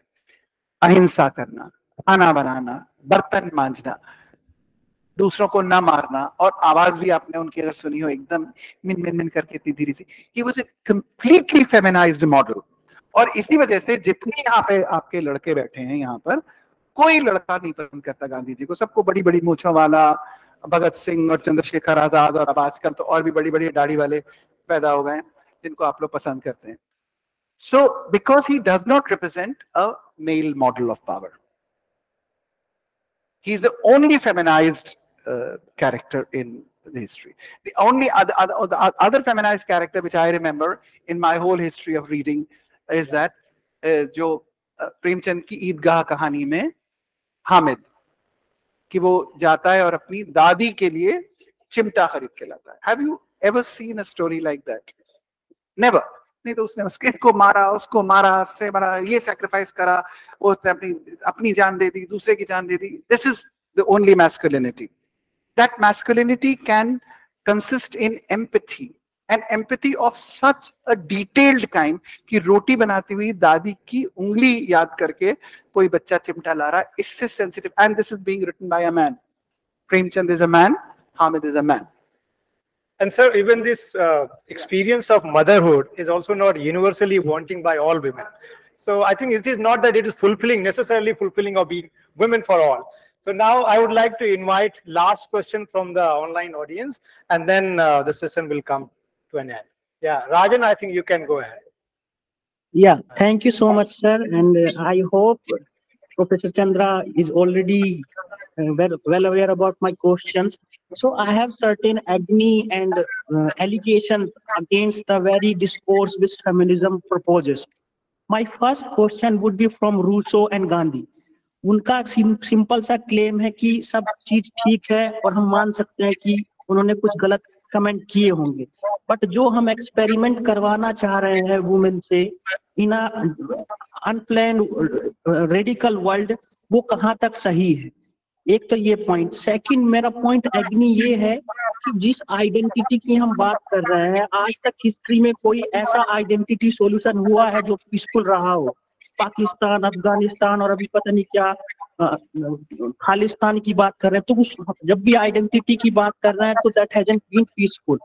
My third agony is that जितने भी फेमिनिस्ट थिंकर्स रहे हैं वो हमेशा एथिक्स ऑफ राइट्स की तो बात किए हैं, बट जो एथिक्स ऑफ रेस्पॉन्सिबिलिटी की बात आती है वो कहीं ना कहीं फेल हो जाते हैं.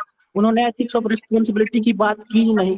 फ्रीडम की बात तो कर लिया, बट फ्रीडम को जब हम पोस्टमार्टम करेंगे तो उसमें रेस्पॉन्सिबिलिटी की गुंजाइश रहती ही नहीं. तो ओपन स्पेस छोड़ देना फ्रीडम के लिए और रेस्पॉन्सिबिलिटी की बात नहीं करना is something I think is a very blind discipline or proposal.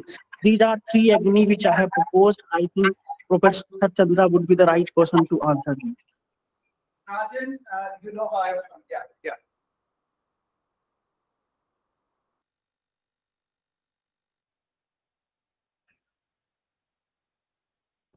Yeah, Rajan, how much I love you. But so once again, I send you my love. Let me begin with the third question and then try to go. I think that, if you look at the two principal, there are many things. One is that सब feminism एक ही बात कह रहा है. ये वाली बात को के लिए ही मैंने शायद सबसे पहले एक एडवांस्ड लेक्चर के पहले भी मैंने कुछ प्रिलिमिनरीज तय करे, आपके सामने शेयर करे थे. One was that there are three taxonomies of feminism. One in terms of first wave, second wave, third wave.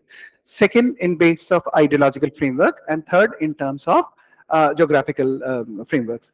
Now, सब में कोई चीज कॉमन नहीं है सिवाय इसके कि सब एक सा सवाल पूछ रहे हैं, कौन सी दुनिया बनाना चाह रहे हैं, इसके बारे में भी सबका नजरिया अलग है. क्यों औरतें दबाई गई, इसके बारे में भी सबके अलग अलग जवाब हैं.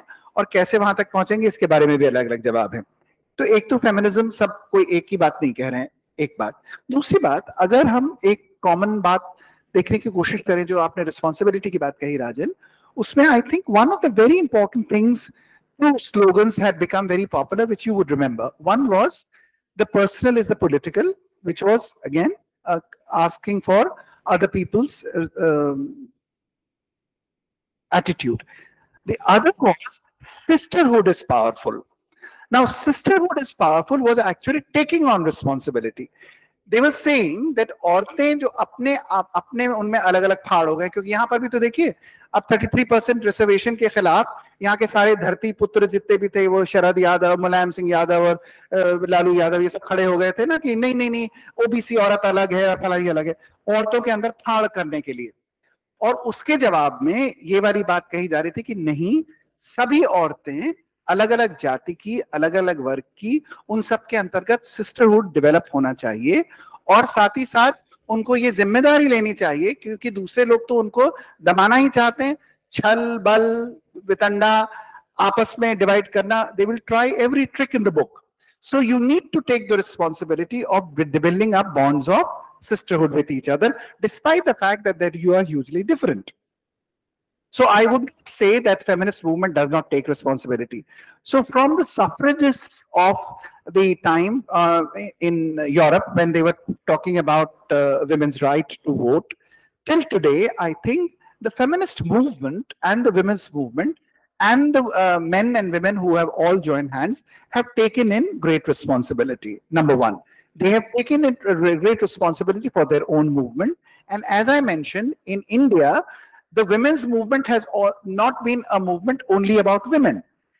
बांदा की औरतें पानी के लिए लड़ रही थी और वो कह रही थी कि हमको पानी मिलना चाहिए.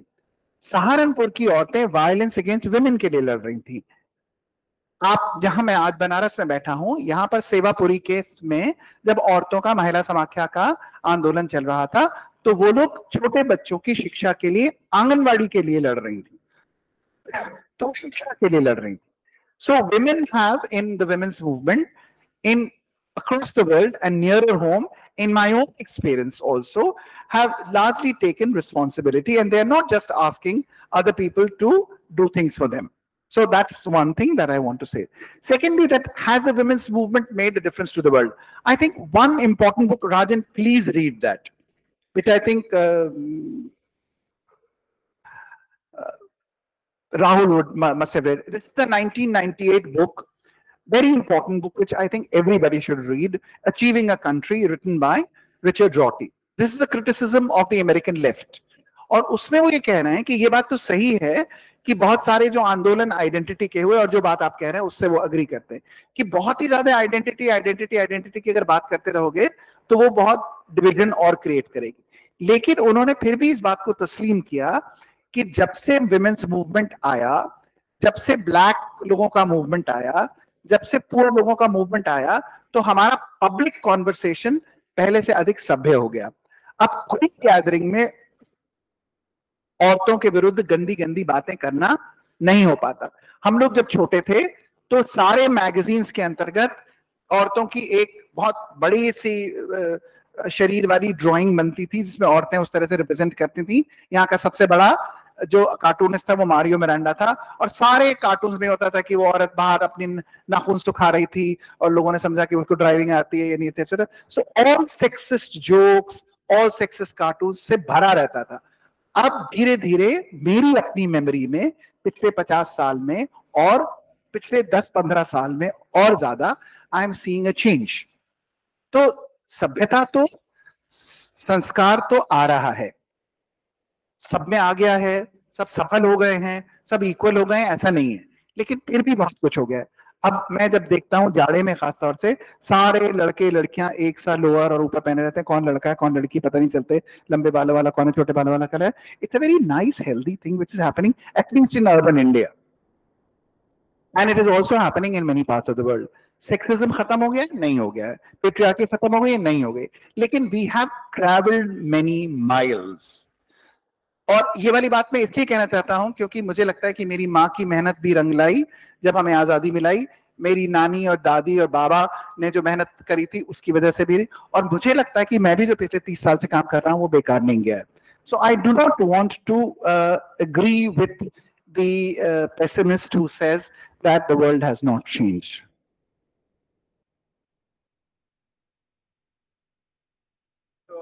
I think now we are not going to take any more questions.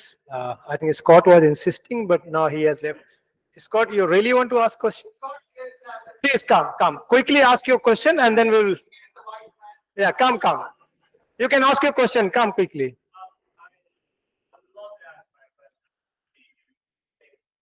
Yeah, please go ahead.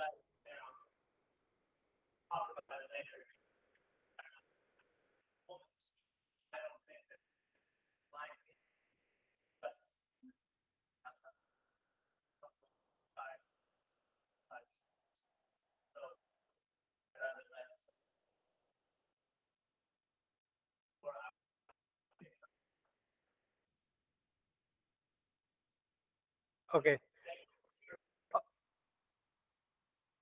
Okay. So now I would like to invite Dr. Kalpana Yadav.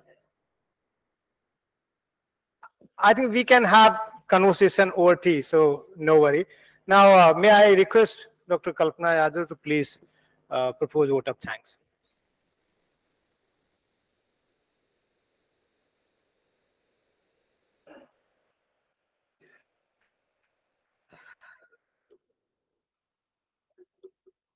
इसको थोड़ा पीछे कर दूँ।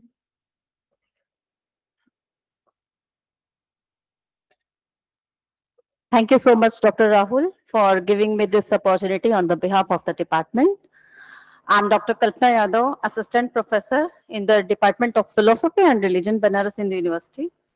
So first of all, I express my deep thanks to Sir Professor Rakesh Chandra, who has presented a very lucid, informative, and luminous interpretation regarding gender justice and feminism. Thank you so much, sir.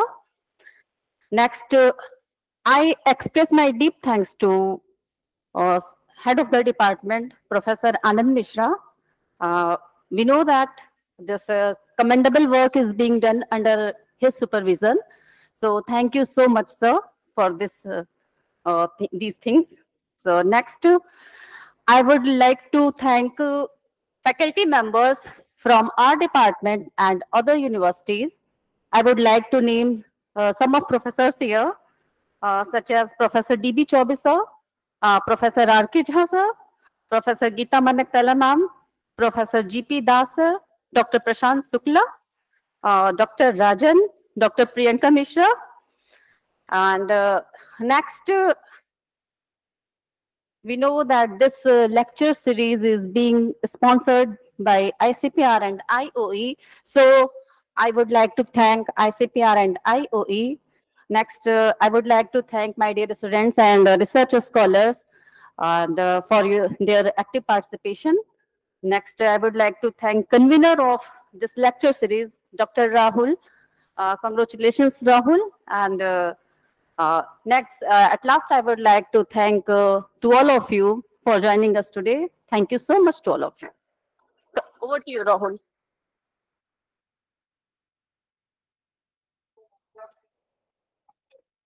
Thank you to you, Dr. Kalpana, as well.